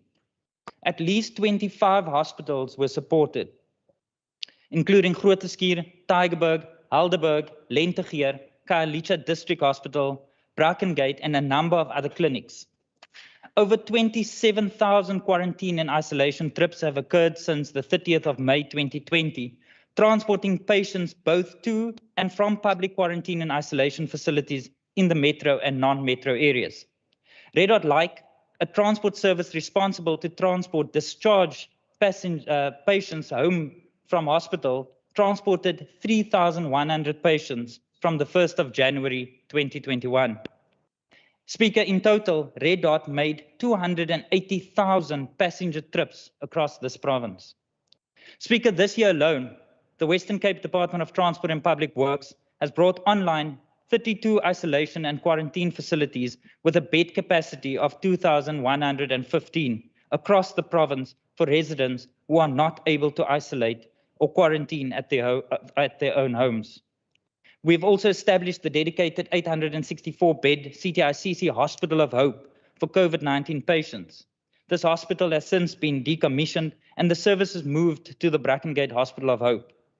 Speaker, we are not only providing transport and quarantine and isolation facilities to help improve the health system of this province, we build world-class health facilities too. The new Observatory Forensic Pathology Institute that has been built by my department will add significant capacity to our current pathology services. Speaker, the 287 million rand level 4 forensic pathology facility, which is located at the entrance of Grote Schuur, will replace the existing forensic pathology facility in Salt River. This 3-story facility will enable better integration of the work of the Provincial Forensic Pathology Service and the National Health Laboratory Service, coupled with resources to support the University of Cape Town's academic training in this field. The design and construction of this facility is of a highly complex nature and takes into consideration processes aimed at extracting, analyzing, and preserving the integrity of evidence for the use within the criminal justice system, if and when required. Once completed, Speaker, the following core facilities will be incorporated in this world-class facility: 26 autopsy tables, 360 refrigerated body spaces, 180 admission fridges, and 180 dispatch fridges. In addition, Speaker, the building will be able to accommodate up to 100 visitors to the bereavement center per day, up to 10 waiting undertakers, and up to 20 students at a time. Speaker, I'm very proud to be part of a government that is building a healthcare system that is of the highest standard, further boosting the reputation of the Western Cape as a center of excellence for medical and related services. Speaker, the Western Cape government cares for the people. It does not just talk about caring. I thank you. Thank you, Honorable Mitchell. I just want to request the honorable members to not clap, otherwise you're creating a problem which is inconsistent with the rules of hybrid sittings. Thank you, Honorable Minister. I now recognize the Leader of the Opposition. Thank you very much, Speaker. I think we just recognize if the DA doesn't clap for themselves, no one will. I also want to say thank you very much to Mr. Wayne Naidoo, who has made an interim arrangement here where my laptop is now being charged. I really appreciate that. Allow me to start, Speaker, by welcoming this debate, which the EFF has sponsored today. We have to strengthen the health system within our province, especially in building what we refer to as a world-class system. But the question is, what is a world-class system? The MEC, unsurprisingly, failed today to give the poor and vulnerable hope in ensuring that they too have access to quality and affordable health care. Access to quality and affordable health care to the poorest of the poor. That, Speaker, is a world-class health system. We are clear as the ANC. We must introduce a healthcare system that will ensure that all our people, especially the poor and the working class, have access to healthcare and quality healthcare. It is for this reason that the National Health Insurance System was introduced. The NHI, as with other healthcare systems across the world, is the response to ensuring that our country develops indeed a world-class healthcare system. It's clear that the DA does not want that kind of a world-class healthcare system. For them, a world-class healthcare system means access to a few, those who can afford it, to healthcare. To the DA, medical aid remains the answer, and they see health as a commodity. To the DA, the exploitation by medical aid schemes of workers is the answer. To the DA, it is the survival of the fittest. And if you cannot afford medical aid and private healthcare, then it's just too bad. Speaker, the DA's health policy says, and I want to quote, based on our experience in running the Western Cape Health Department since 2009, we believe, and in brackets, that the goal of adequate universal health access to health for all in South African citizens can be achieved largely within the existing administrative structures and the available resource envelope. You go to Hornley, who have been waiting for 6 years for a community clinic, and you ask them whether they believe that they have a world-class system. In other words, the DA wants the status quo to remain. Yet the status quo, according to stats, is that South Africa's current healthcare system works only for 16% of South Africans. But as the DA health policy says, for them, the existing administrative structures and available resources, that envelope is sufficient. That comes from the DA. The DA believes that the current healthcare system, in fact, should remain the same. We can understand this because they speak not on behalf of the poor and working class of Mitchells Plain, Khayelitsha, Puckelstorp, or Paarl East. No, the DA speaks on behalf of those who can afford to go to a Panorama, a Pelotti, or a Peninsula. This debate today proves that there is no commitment to ensure that all of our people have access to quality and affordable healthcare, like access to land, like access to public quality and equal education, like access to unemployment insurance, and so on. Because the DA even opposed the issue of the minimum wage.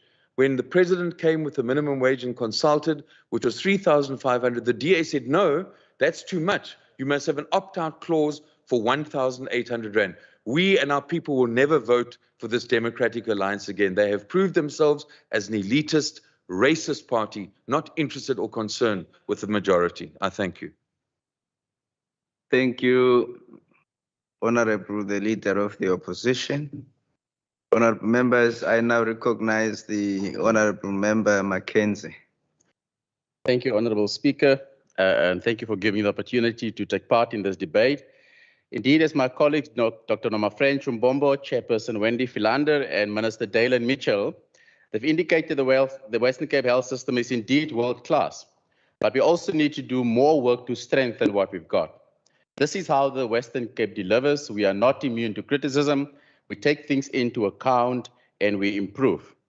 Can I actually start responding to Honorable Klecho? I wanted to respond to Honorable Dagmar, but there's nothing really that he said. The fact that the party says that we don't care for the poor, we don't have a healthcare policy, is actually bizarre. We do. I quoted Given the fact that Honorable Dagmar's party's healthcare policy Order. seems to be let's steal from the poor. Will you please take your seat, Honorable Mackenzie? I would like to request the honorable members not to interject in terms of the rules of hybrid sittings. We do not do that. Otherwise, it's going to descend the House into chaos. So let us please be consistent with our standing rules. May I request the microphone there in front of you, Honorable Dagmar, to be switched off.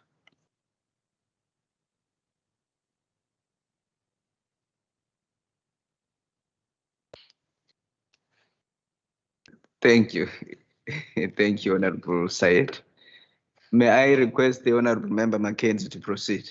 Thank you, Honorable Speaker. I will leave Honorable Dagmar for last by you. He can, in the meantime, try to find some money to pay his staff.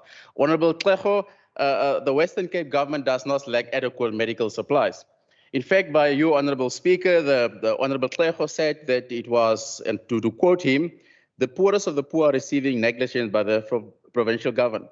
It's quite rich coming from Honorable Klecho, because it was Honorable Klecho and his party leadership that led a march in a global pandemic without mask by the poorest of the poor.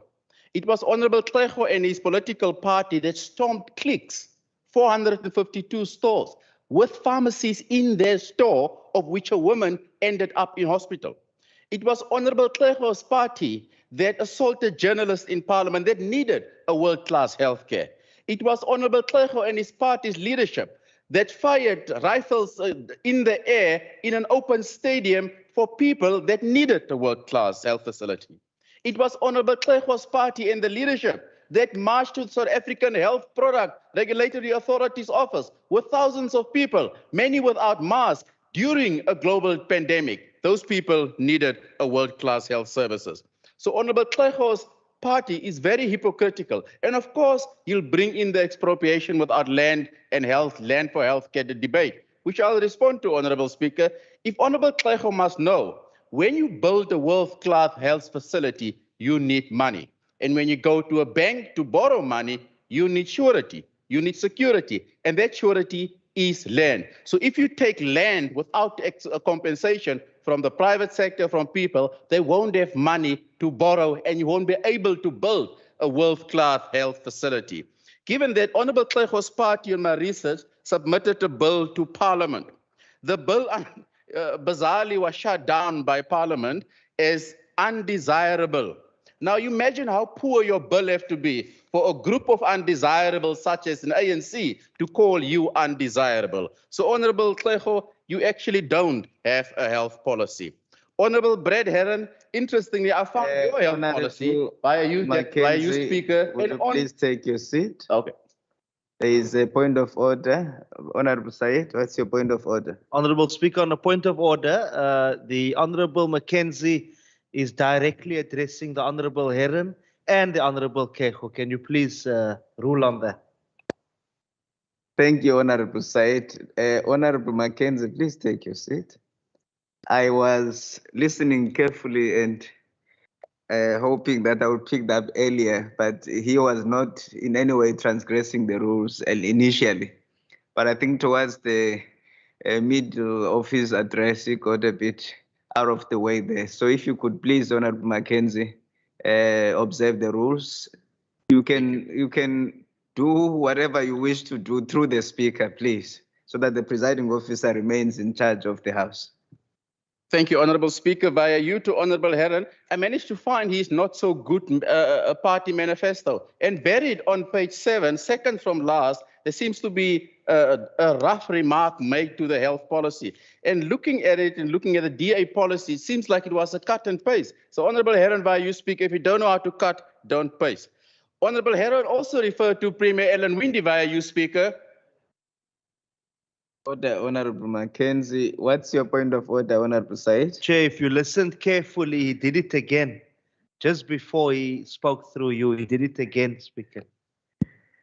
Thank you, Honorable Said. Let me just say this now so that we are on the same page. Often when he refers to a member, he first says through you, Speaker. So if I heard him incorrectly, I'm sure the Honorable Member Mackenzie will assist me. So will you please proceed, Honorable Mackenzie, and observe the rule? Thank you, through you, Speaker. Honorable Herron, through you, Speaker, talks about political opportunism and false province. But isn't that what the Honorable Herron, via you, Speaker, is busy with? Taking pictures with kids playing on parks without masks, by the way, Honorable Speaker. Honorable Speaker, in fact, Honorable Speaker, the Premier Ellen Windy did the right thing at the beginning of the vaccine strategy. Honorable Windy did the right thing. He said, to quote Honorable Herron via you, Speaker, do not trust the national government. And look where we ended up. The Minister of Health, 182 million digital vibes, and his Director General and his Chief Financial Officer. So via you, Honorable Speaker, Honorable Windy was right. And I admire his strategy to say, seeing that the ANC government cannot be trusted, we'll do it alone. And that's what this government believes in. Via you, Speaker, Honorable Windvogel, via you, Speaker, we do use statistics. That is how you work. We use facts. The ANC, unfortunately, do not use statistics because facts don't lie. So, Honorable Windvogel, via you, Speaker, this government will consistently use facts because that's how we govern. And will continue to govern like that. Via you, Speaker, Honorable Barnes, you are absolutely right. I agree with you 100%. COVID-19 didn't create our healthcare challenges. It was the ANC that created our challenges before COVID-19. In fact, via you, Speaker, the ANC was world-class thieves before COVID-19, and COVID-19 exposed them to be called Olympic champion gold medal thieves that cannot pay their own staff salaries nor register their own councillors. So long die the ANC. The ANC must be dead for South Africa to survive. Honorable Speaker, via you, Honorable Barnes was absolutely right. To quote her, she said people come to the Western Cape for health services, but they take longer to get the care. Now the question, Honorable Barnes, by you speaker, must ask herself, why do people come to the Western Cape for health services? They come here because the corrupt ANC in the East is incapable of providing health services. And furthermore, Honorable Barnes, by you speaker, we send doctors, specialists from the Western Cape to go and help the Eastern Cape. So the Honorable Barnes, by you speaker, should be very grateful for the great Western Cape government. We do not need the NHI. And by you speaker, member Dagmar talked the same thing about the NHI. The same people that want to build up the NHI with the same party that stole billions of rands during a global pandemic. And I can name them. The Honorable Dr. Masuku from Gauteng was fired. In the Northwest, Dr. Sabalala, MEC in Nelson. I mean, they're names and names. I can write a book from here to Timbuktu. During a global pandemic, how many ANC MECs and ministers was fired? Honorable Because Mackenzie, will you please take your seat? Yes. I've muted the, I've paused the watch. I've got the hand in the virtual platform. Honorable, the Chief Whip of the Opposition. Is that a point of order? Yes, it is a point of order, Chair. Honorable Mackenzie in his speech says, Honorable Barnes said people come to the Western Cape. And I would like you to rule on that, because Honorable Barnes did not say people come to the Western Cape, but she said people are driven from Beaufort West to Red Cross or Grooteskier. So I want you to understand from him, if he deliberately said, Honorable Ayanda says people are coming to the Western Cape when they are actually in the Western Cape. Thank you, Honorable Leke. As the Chief Whip, I'm sure you'll accept that that is a point of debate. It's purely an opinion that you are expressing, because in terms of the rules, if the honorable member wishes to address the speaker on being misquoted, she must follow the rules, and Rule 65 will afford her the opportunity to do so.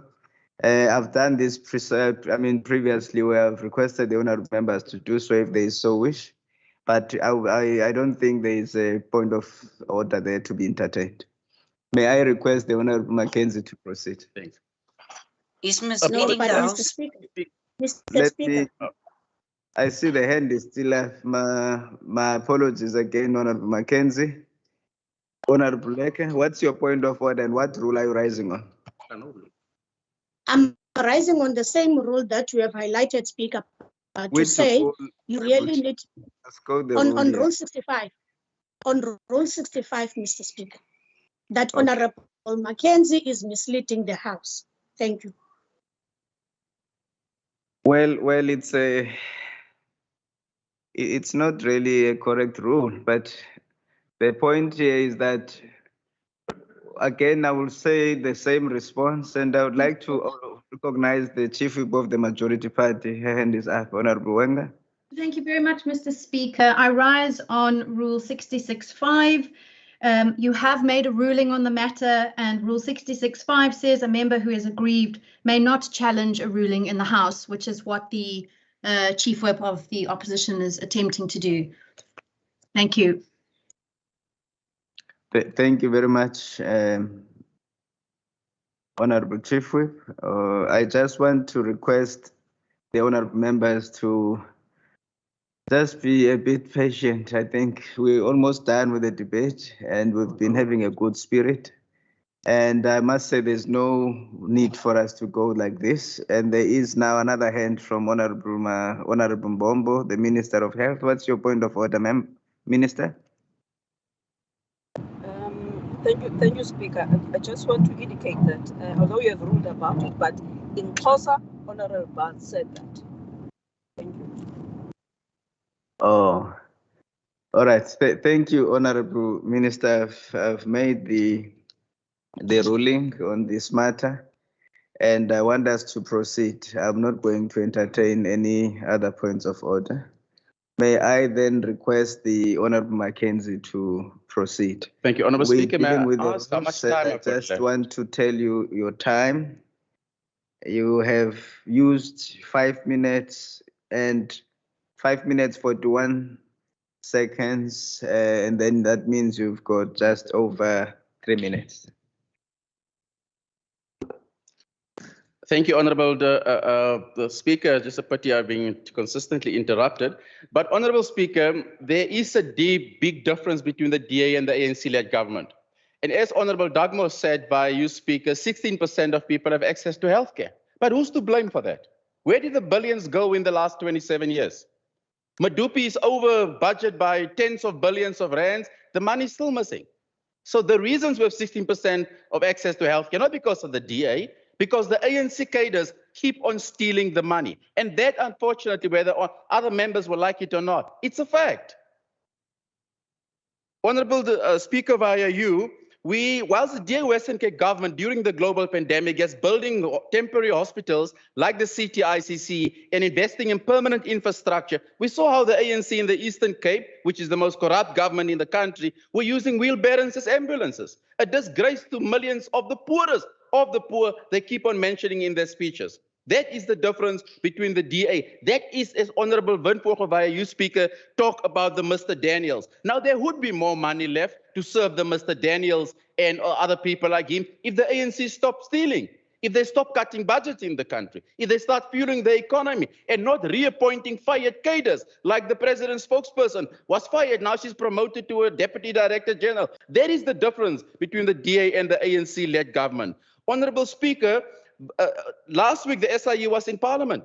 In Gauteng, where the ANC governs, 1,813 open cases of corruption, PPE, nearly 7 billion rand during a global pandemic, all under the ANC. So the more Mr. Daniels that needs help, as quoted by Member Windvogel, the more we can help them if the ANC stop dealing. The municipalities that was named in the SIU report, Kanaland, Cederberg, Matsikama, ANC government stealing health money during a global pandemic. That's the difference between the DA and the ANC. So we don't need the NHI because the ANC will just steal more. That is the reality. So long die the NHI, may the NHI die. Interestingly, Member Herod did not once issue a statement in this House, as far as I know, condemning the billions of corruption, the bed partners of the ANC. So the voters of the Western Cape might know.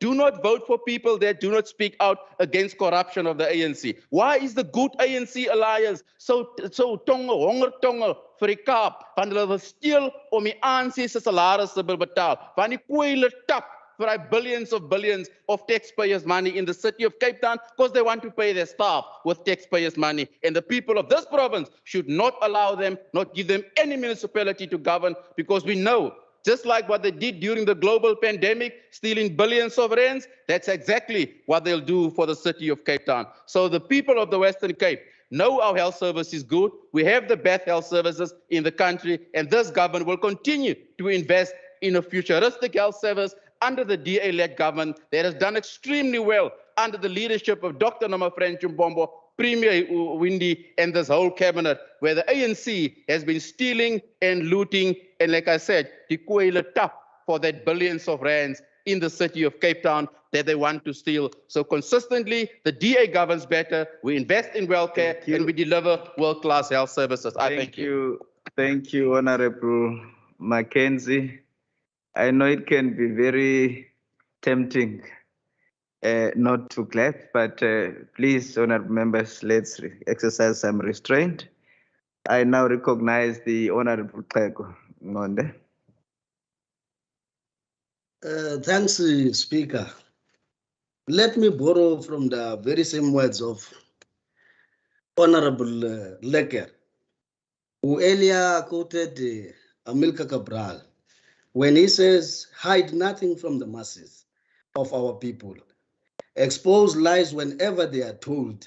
Mask no difficulties, mistakes, and failures. Tell no lies and claim no easy victories. I just wish to remind the Honorable Mackenzie, through you, Deputy Speaker, that actually it was the Democratic Alliance led by the Minister of Agriculture who taught the people of the Western Cape that we can gather during the lockdown regulations and the restrictions in Parliament, when he led a group of land thieves to come and claim that there was a genocide of white farmers in South Africa. It was actually the DA-sponsored protest that filled all the beaches in Western Cape, where people were violating lockdown regulations and they risked the lives of South Africans. So indeed, the Honorable Mbombo is trying her utmost best to see to it that we've got an amicable solution to the challenges facing the health system. But unfortunately, the Honorable Mbombo is coming from a wrong party that doesn't support the very same understanding, of which she is trying so hard to improve the lives of our people in the Western Cape. But it's very clear that she's being sabotaged from within, because the pilot project of Grabo that she has started, it is indeed an idea of the EFF, and of which we appreciate what she has done. Let me quote for the last time from Amika Cabral, that when he says, always bear in mind that the people are not fighting for ideas, for the things in anyone's head. They are fighting to win the material benefits, to live better and in peace, to see their lives go forward and guarantee the future of their children. What we're asking for is not a policy position. We just want an implementation of seeing to it that the saving of the lives of the people of the Western Cape takes center stage. And it is implemented by a government who claims to be carrying under the Democratic Alliance government. So to come here and blame the national government instead of taking full responsibility for your failures as a Democratic Alliance is a serious challenge that we're faced with. And it's a clear sign that the Democratic Alliance indeed is still not the people's choice going forward to the local government elections. It's a sign of people who are throwing in a towel and who are not prepared to take our people forward. And lastly, to the Honorable Philande, who earlier responded in defense of the Democratic Alliance negligence, through you, Speaker, Deputy Speaker, it was Minister Mbombo who claimed that Cuba, as one of the inspirations of the EFF, is implementing the current system that is people-centered at the present moment. So we welcome Dr. Mbombo's acknowledgement of such, and she must just give lessons to these ones in the Democratic Alliance. Thank you, Thank you very Honourable much. Member. Your time is up. Thank you very much. That concludes the debate on this subject. We will now move over to statements. I now recognise the Democratic Alliance. Thank you very much, Deputy Speaker. Winter has come and gone, and 5 months after the 108 families of District 6 were expected to return home, and they're still waiting for concrete timelines from the National Department of Agriculture, Land Reform and Rural Development to hand over the keys to Phase 3 on Hanover Street.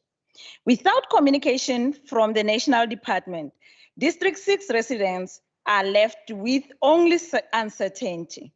Recently, District 6 residents have approached the DA and the Western Cape government about the resettlement of their community. A 94-year-old former District 6 resident wrote to Premier Winde requesting assistance in making national government aware and also the Land Claims Commissioner of the Time Agency when it comes to restitution for herself and other elderly residents of District 6. Her family received a letter from the Land Claims Office in 2018 stating that after 19 years of waiting, her claim has been put on hold and pending the National Assembly's decisions on land claims in District 6. And so 3 years later, and she's still waiting. In August, we received a request for assistance in getting feedback and an update on the claim for an 82-year-old resident. Despite being allocated residency in the area, she has not received any feedback from the department on the progress of her home. The claimant's family have raised their concerns about the progress on the District 6 restitution and how the delay is negatively affecting her health. I bring this matter to the attention of the department and this House because this matter should be a priority. That is why I will continue to voice the concerns of these residents and call on national government to act with urgency. It is time that District 6 residents went home. I thank you, Deputy Speaker. Thank you very much, Honourable Member. Now recognise the ANC. Thank you, Deputy Speaker. in reply to my written question about the total amount spent on the Western Cape Safety Plan to date and details about training, MEC Fritz indicated that a total amount of 576,541,724 rands has been spent on the safety plan up to the 31st of July 2021. Despite this high expenditure, the 2021-22 first quarter crime statistics shows a 29.3% increase in murder rate between April to June of 2020-21. And the same period in 2021-22, over 500 million has been spent on the plan since 2019, yet there is nothing to show for it as crime and violence worsens in the Western Cape.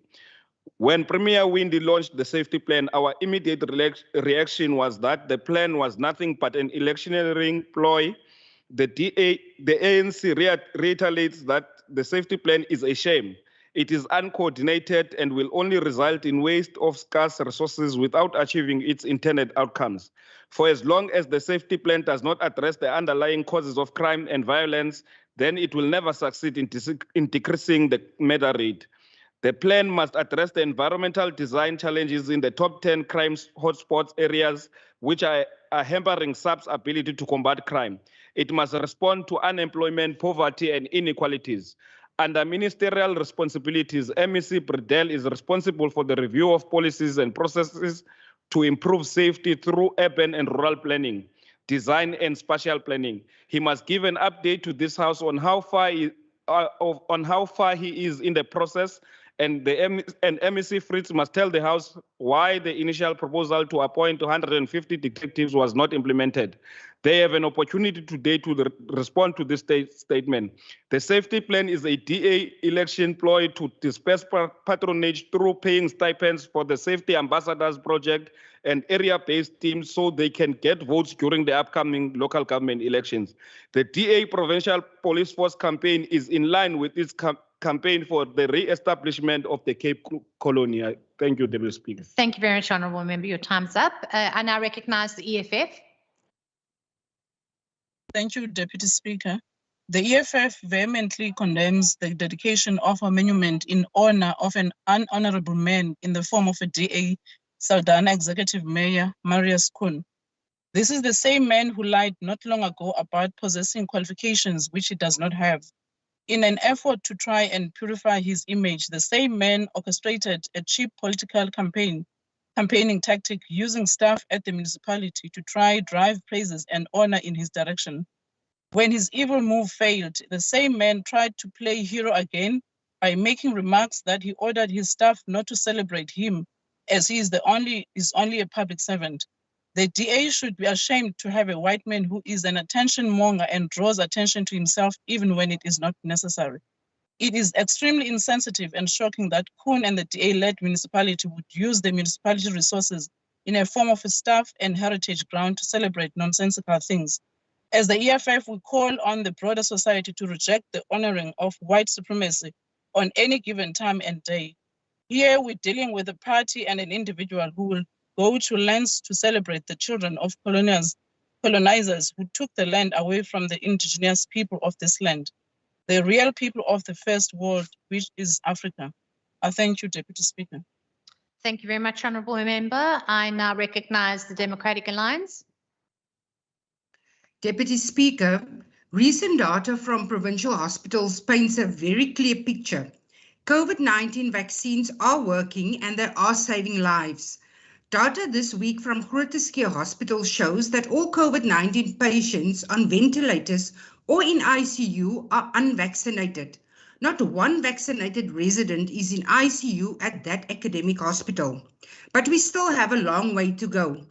Only about 17% of South Africans are fully vaccinated against the virus, and vaccine hesitancy remains a challenge we must all confront.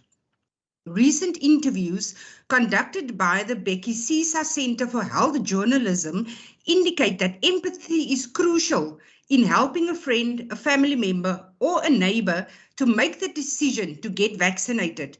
People are worried about side effects. They are fearful of any truth to conspiracy theories. And in a world of rapid change, they are understandably anxious. But we can't afford to be dismissive.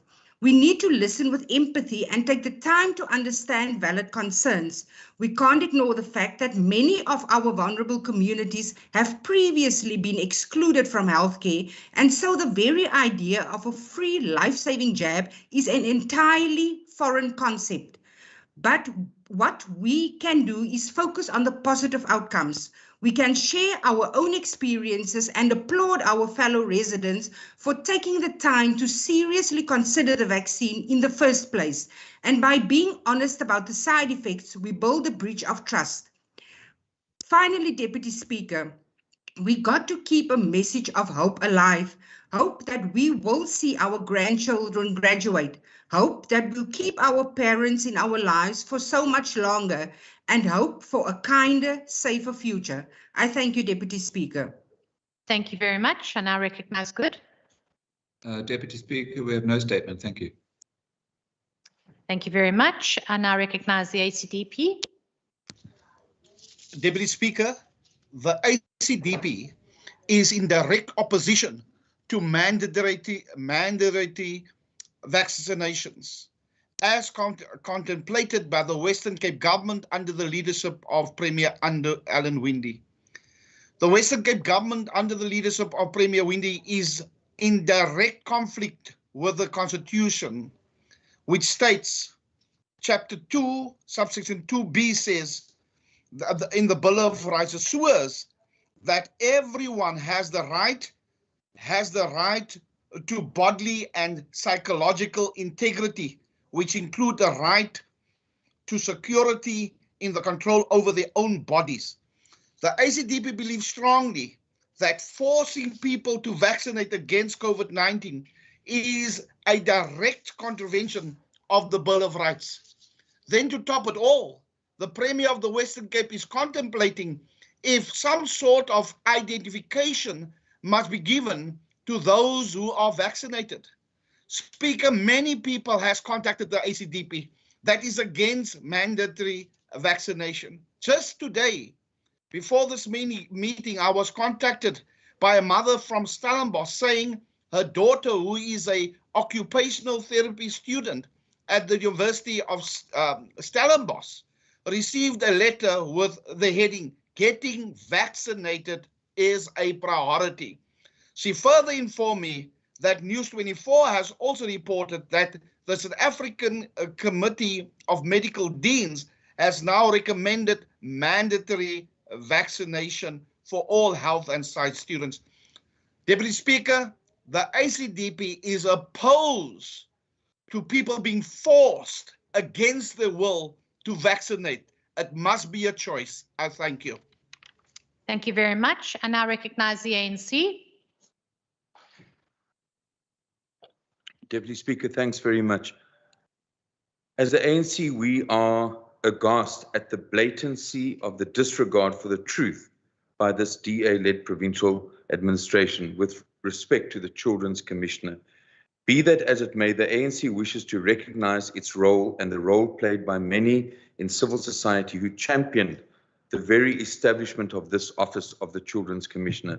After many years of pleading with this provincial administration, the deliberate refusal by Helen Zille's administration, after having promised this in 2009, to establish the commissioner, and after continuous pressure placed on this current Premier and his administration by the ANC and civil society, the provincial government finally relented. The ANC, again, together with civil society, finally welcomed with all parties the appointment of Christina Nomdu. We wish to take this opportunity once again to commend the work of Ms. Nomdu that she's doing and alert her that the ANC has noted the restraints placed upon her and her office by the Department of the Premier. The ANC continues to commit its fervent support and backing of the Commissioner and her office and calls upon the Provincial Treasury to fund the Commissioner's office directly rather than through the office of the Premier. The Commissioner, as a Chapter 9 institution of our provincial constitution, is accountable to this legislature, Deputy Speaker, not to the Department of the Premier. We condemn any attempt to house the Commissioner in the Department of the Premier, and the ANC does not fear fighting this next fight, because with the DA, you have to fight and fight, but eventually you do win. The ANC calls on civil society to join it again in order to ensure, one, the independence and impartiality of the Commissioner, that the Provincial Treasury, two, directly funds the Children's Commissioner, and three, that we continue to pursue the path of pushing for the Environmental Commissioner, also a provision of our provincial constitution. Victories which we will attain, but which the DA no doubt will then again claim dishonestly. We want the Environmental Commissioner, we have the Children's Commissioner, but we will continue to advance their role and objectives in this province. Thank you very much, Honourable Member. Now recognise the Democratic Alliance.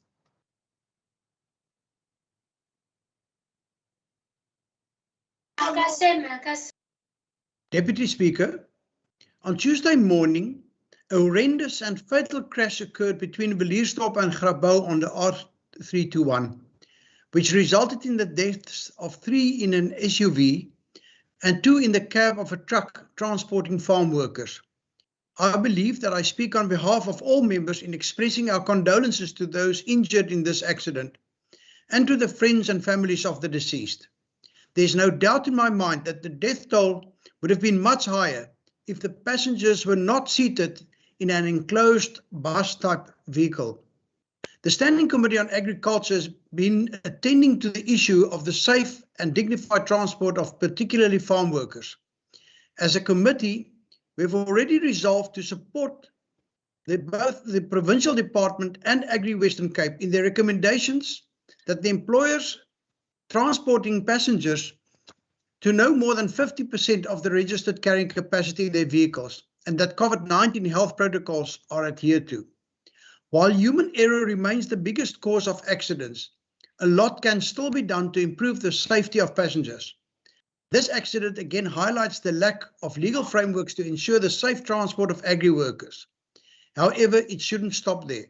There's consensus amongst all of us that farmers should be supported in providing safe transport options, including safe public transport. Speaker, I call on members to engage our colleagues in the National Parliament, and particularly colleagues in Cabinet, to realise the necessary legal and fiscal changes in this regard. The agricultural industry is a significant contributor to the Western Cape's economic activity. We must do everything we can to ensure the safety and dignity of our farm workers. I thank you. Thank you very much. I now recognise the Freedom Front Plus. Thank you very much, Deputy Speaker. The Freedom Front Plus notes that in a poll commissioned by the Cape Independence Advocacy Group, 73.4% of people polled said, and I quote, South Africa was going in the wrong direction. 69.6% said minority groups are being treated unfairly. 67.9% said that provinces should be given more powers. And 52.3% wants the Western Cape to hold a referendum on the issue of independence for the Western Cape.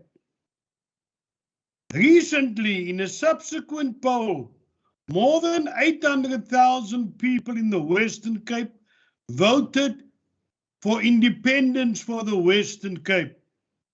The Freedom Front Plus fully support the call for an independent Western Cape to escape the runaway, entrenched state corruption, lawlessness, incompetence at national and provincial and municipal levels, and economic implosion of our country.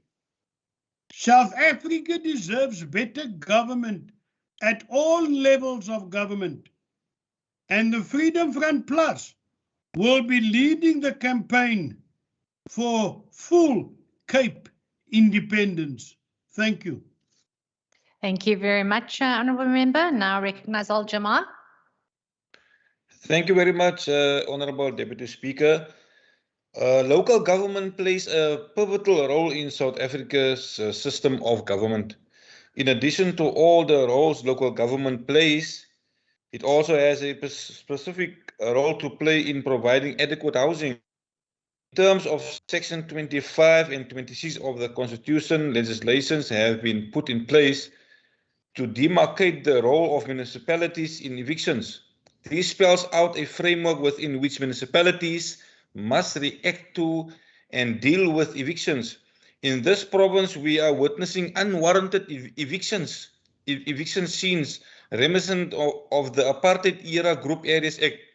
Many eviction orders are not just and equitable as courts fail to take into consideration the relevant circumstances of people facing evictions, such as the rights and need of the elderly, children, disabled people, and households headed by women, whether land has been made available to relocate the unlawful occupier, circumstances under which the land has been occupied, the time period of occupation, and most important, the availability of suitable alternative accommodation of land.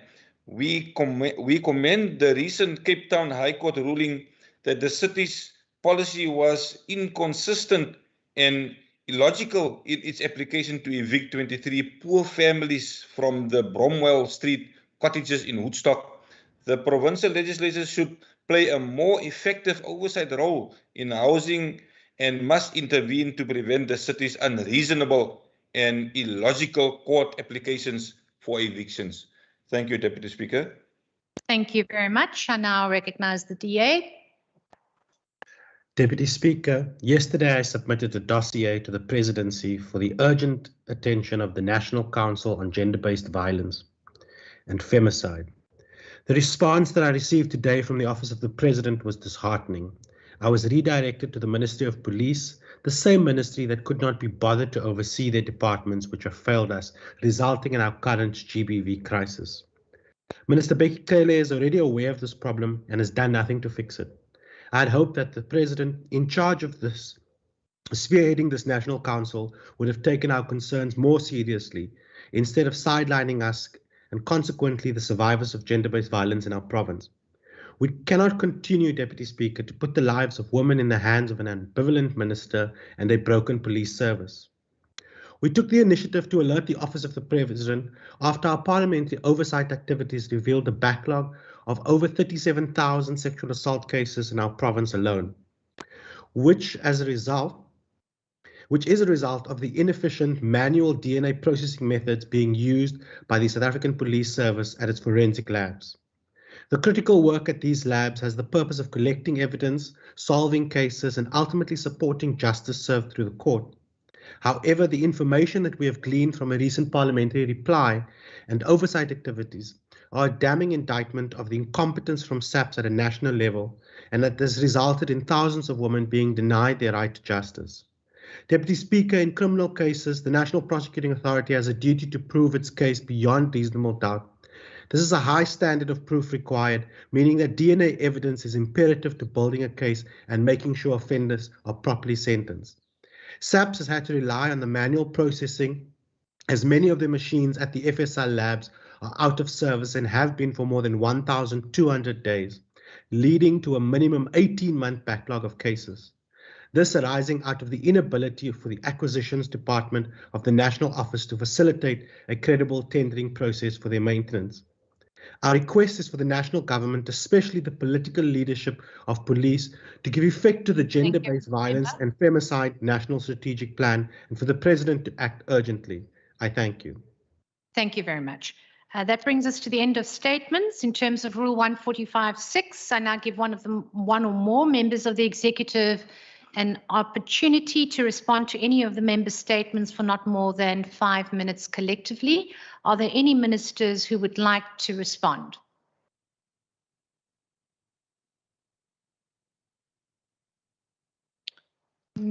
I don't see any names. I'm going to proceed. Thank you very much. That brings us to the end of members' statements. We now move over in terms of the new Rule 151. All notices of motion by members are required to be delivered to the Secretary by placing it on the order paper. These motions have been duly submitted and published on the order paper below the line.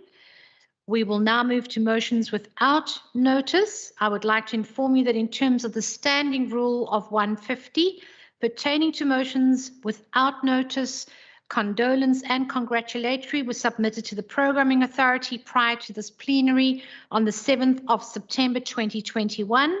Members are reminded that motions without notice pertaining to congratulatory and condolence will not be allowed in the sitting as they have been processed by the Programming Authority. I have been informed that the Programming Authority meeting of the 7th September 2021, political parties did submit the names of the honourable members in their desired order of speaking and who had wished to move a motion without notice in this sitting of the House. I will therefore, just for noting and for the purpose of the minutes, call out the honourable members whose names have accordingly been submitted and approved. The following members' motions have been approved by the Programming Authority as follows. Honourable van der Westhuizen, Honourable Brunkhuis, Honourable Wenger, Honourable Botha, Honourable Lekker, Honourable Maseko, Honourable Sayed, Honourable Maseko, Honourable Mumbi, Honourable Kama, Honourable Wenger, and Honourable Kama. I now put the motions duly submitted and approved by the Programming Authority to the House. Are there any objections?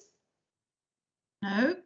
No objections. Agreed to. The motions will appear in the minutes of the proceedings and in Hansard in each of the individual members' names as if that member had read them out aloud. I will now afford the opportunity to members to move motions without notice as per standing rule of 153D.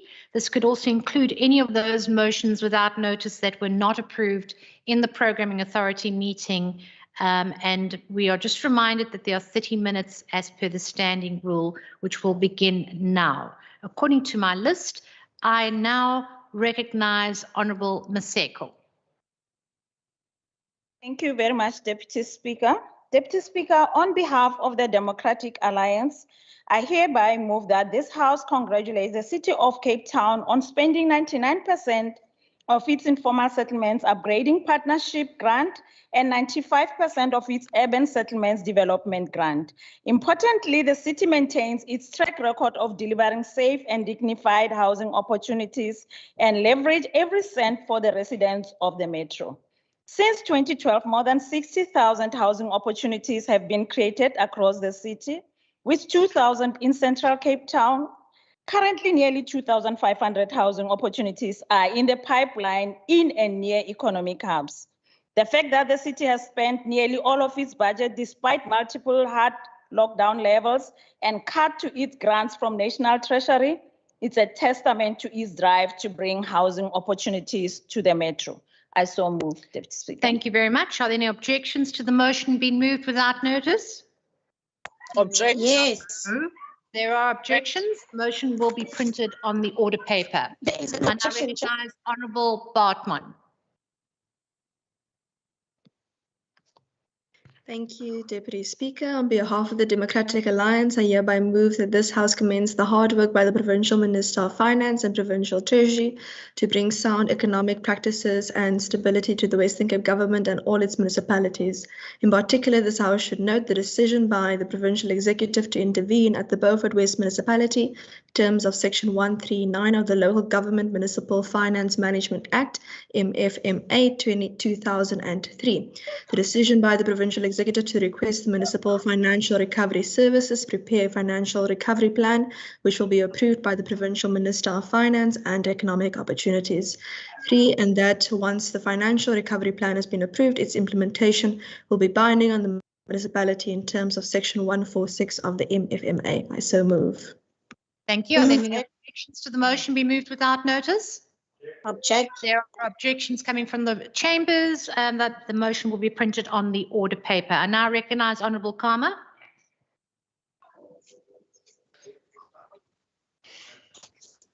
Thank you, Deputy Speaker. Deputy Speaker, I move on behalf of the ANC a motion without notice that the House notes the various unnatural deaths and violence in the Western Cape, like 5 passengers, of which 2 are farm workers, who were killed Tuesday in a vehicle crash near Philipsdorp. 30 farm workers were injured. That it notes 4 young men murdered on Tuesday by kangaroo justice in Samora Machel and Satellite. It is the second incident in less than a week on the Cape Flats, as a similar matter took place in Mfuleni 2 days earlier, that it notes a gender-based violence matter where a young girl was killed and set alight near the Dragonstein rail station of Mbekweni.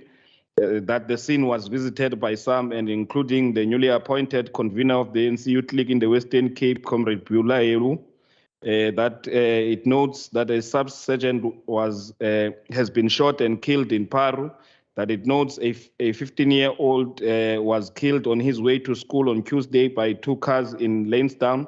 That it notes an armed man stormed the Fredenlast Child and Youth Care Center for Girls in Elsa's River and attempted to gain entry. And on Monday night, the Department of Social Development had to evacuate the premises to keep the girls safe. And it notes a younger man of 37 years was shot dead in his house for a TV set. And that this house notes the above was only a slice of a few hours earlier this week in the province of murders and violence. And this house calls on the investigation authorities to tighten the noose on the criminals. I so move. Thank you very much. Are there any objections to the motion being moved without notice? No objections? No. Agreed to. Thank you very much. I now recognize Honourable Nkondlo.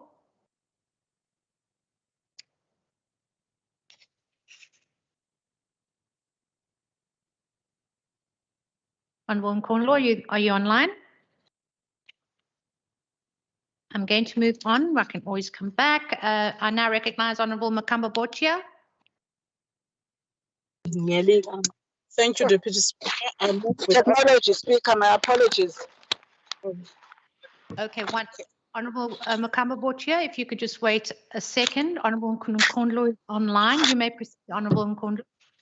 Thank you, Deputy Speaker. I move on behalf of the ANC that the House notes ongoing complaints by Cape Town residents, especially the elderly on a fixed income from working and middle-class families, about the unaffordable rates, tariffs, and taxes, including debt recovery imposed on electricity cost per unit in the city. I so move. Thank you very much. Are there any objections to the motion be moved without notice?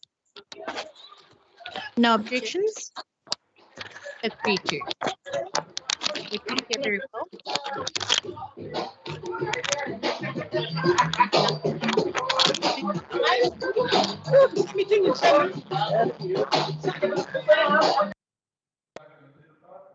Honourable members, that was very, very difficult to hear. And there's been a complaint in the House that they did not hear that motion that was done. I would like to ask that Honourable Nkondlo please reread the motion, and for the minutes that my decision waits based on her rereading the motion in order for members in the chambers to be able to hear. Okay, Speaker, can you hear me now? I can. If I can just ask that everybody else be muted. Thank you. Okay. I move, Speaker, on behalf of the ANC that the House notes ongoing complaints by Cape Town residents, especially the elderly and the working class, about the unaffordable rates, tariffs, taxes, including the debt recovery imposed by the DA in the city of Cape Town that has made electricity cost per unit exorbitant. I so move. Object. Honourable Nkondlo,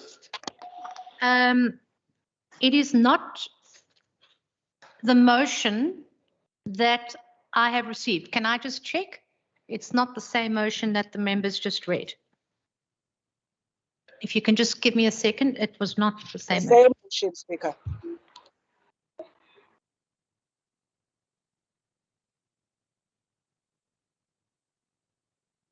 I can add some advice. The table staff has says it is the same motion. Right. My apologies, Member Nkondlo. Are there any objections to the motion being moved without notice? Yes. There are objections in the chamber, Member Nkondlo. Thank you very much. The motion will be printed on the order paper. I now recognize Honourable Makamba Bochia. Your chance has come up. Thank you very much. Thank you for your indulgence. Thank you, Deputy Speaker. On behalf of the EFF, I move without notice that the House commends the traffic officials operating on the N2 near Nyanga for rescuing a 16-year-old girl from a kidnapping incident. The incident took place last week Friday when a 29-year-old man was stopped in a roadblock. The suspect was under the influence of alcohol and tried to speed off when stopped by traffic officials. Following his arrest for drunk and driving, it then became apparent that the 16-year-old girl passenger was actually taken against her own will to an unidentified destination. A case of drink and driving as well as kidnapping were then opened against the perpetrator at the Nyanga police station. Police visibility and that of traffic officials in our roads should be encouraged, and they will always play a greater role against criminal incidents of this nature. I so move. Thank you very much. Are there any objections to the motion being moved without notice? No objections. Agree to. Honourable Chief Whip, I apologise. I saw your hand and then missed it, and then you loaded. What do you have? It? No, my apologies. Do you have a point of order? Just to clarify whether the member said commend or condemn at the start of the motion. To commend the traffic officials.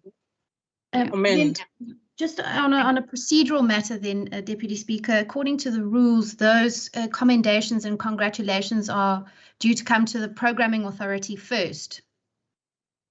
So I wonder if you could have a look and see whether this motion fits a commendation or congratulatory motion, in which case, if we could please ask the Honourable Member if she wouldn't send them to the Programming Authority first.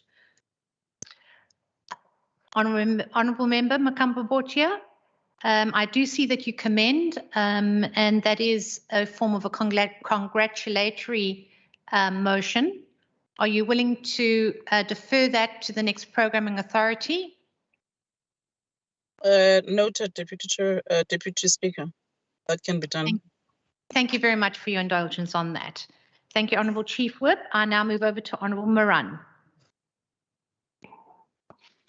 Thanks, Deputy Speaker. Moving on behalf of the Congress movement, that the House notes that local government elections will take place on the 1st of November 2021.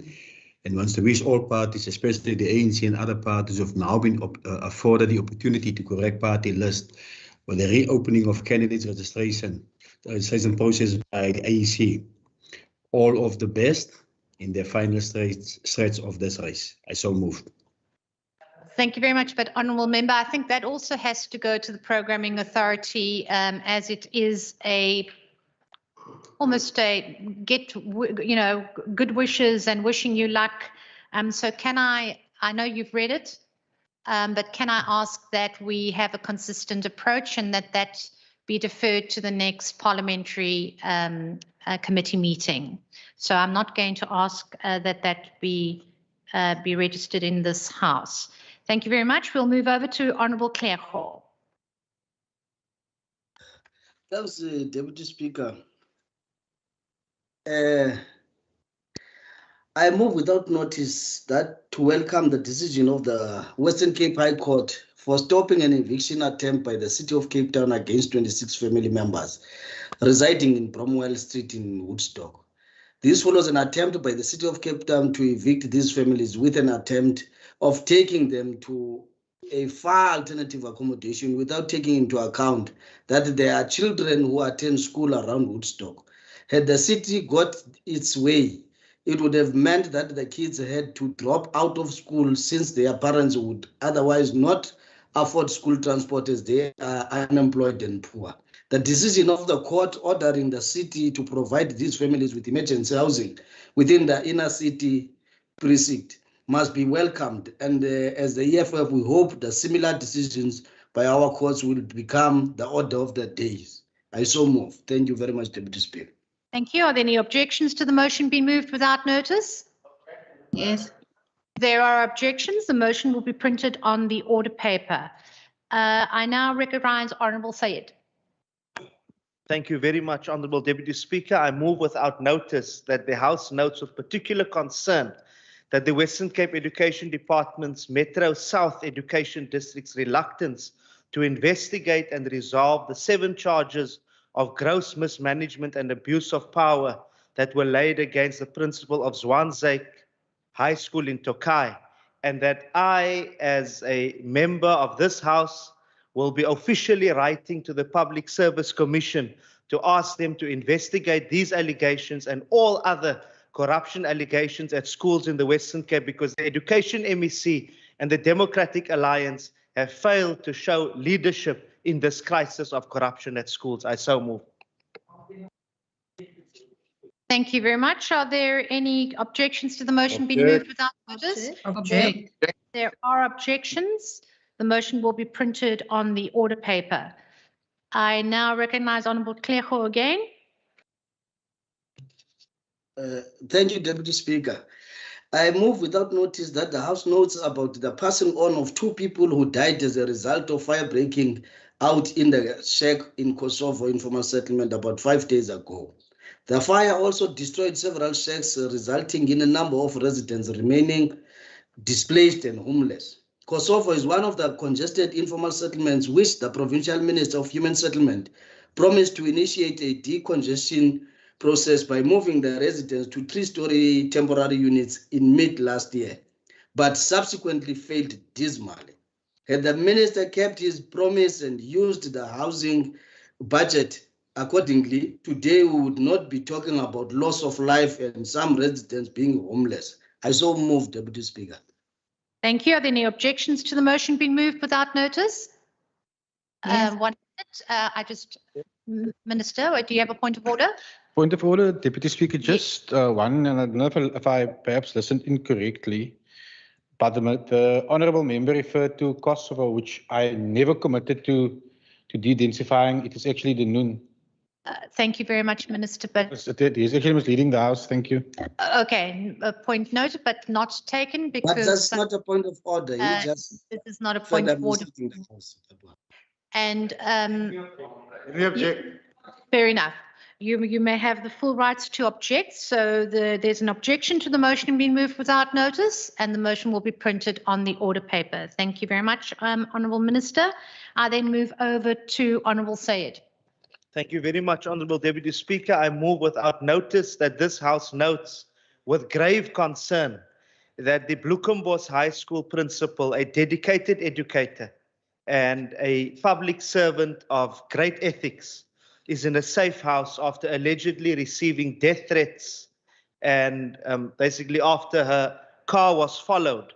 And this is in connection with her stance against corruption, and calls on the Western Cape Education Department to urgently investigate all corruption allegations, to work closely with the law enforcement agencies, and to work with all stakeholders to create an environment where those who address corruption at our schools can do so without fear and not being victimized. I thank you. Thank you. Are there any objections to the motion being moved without notice? Are there, did I hear? There are no objections? Agreed to. Thank you. I now recognize Honourable Makamba Botia.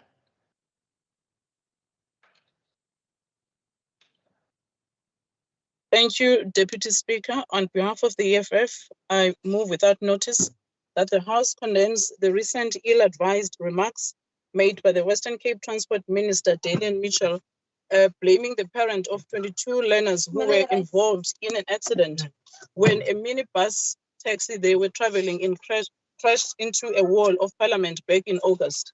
The minister in question uttered remarks which goes to the effect of placing a duty of checking the safety and roadworthiness of vehicles on parents rather than traffic officials.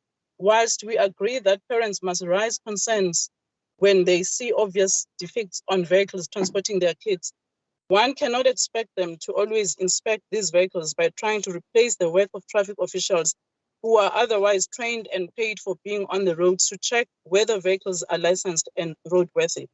The minister must stop this thing of throwing blame everywhere when his department fails to execute its functions. I so move, Deputy Speaker. Thank you. There are objections across the House. that motion will be printed on the order paper. Honourable members, that concludes the motions without notice and the business of the day. The Secretary will now end the meeting and all members will be exited from the sitting. The House is adjourned. Thank you very much, Deputy Speaker.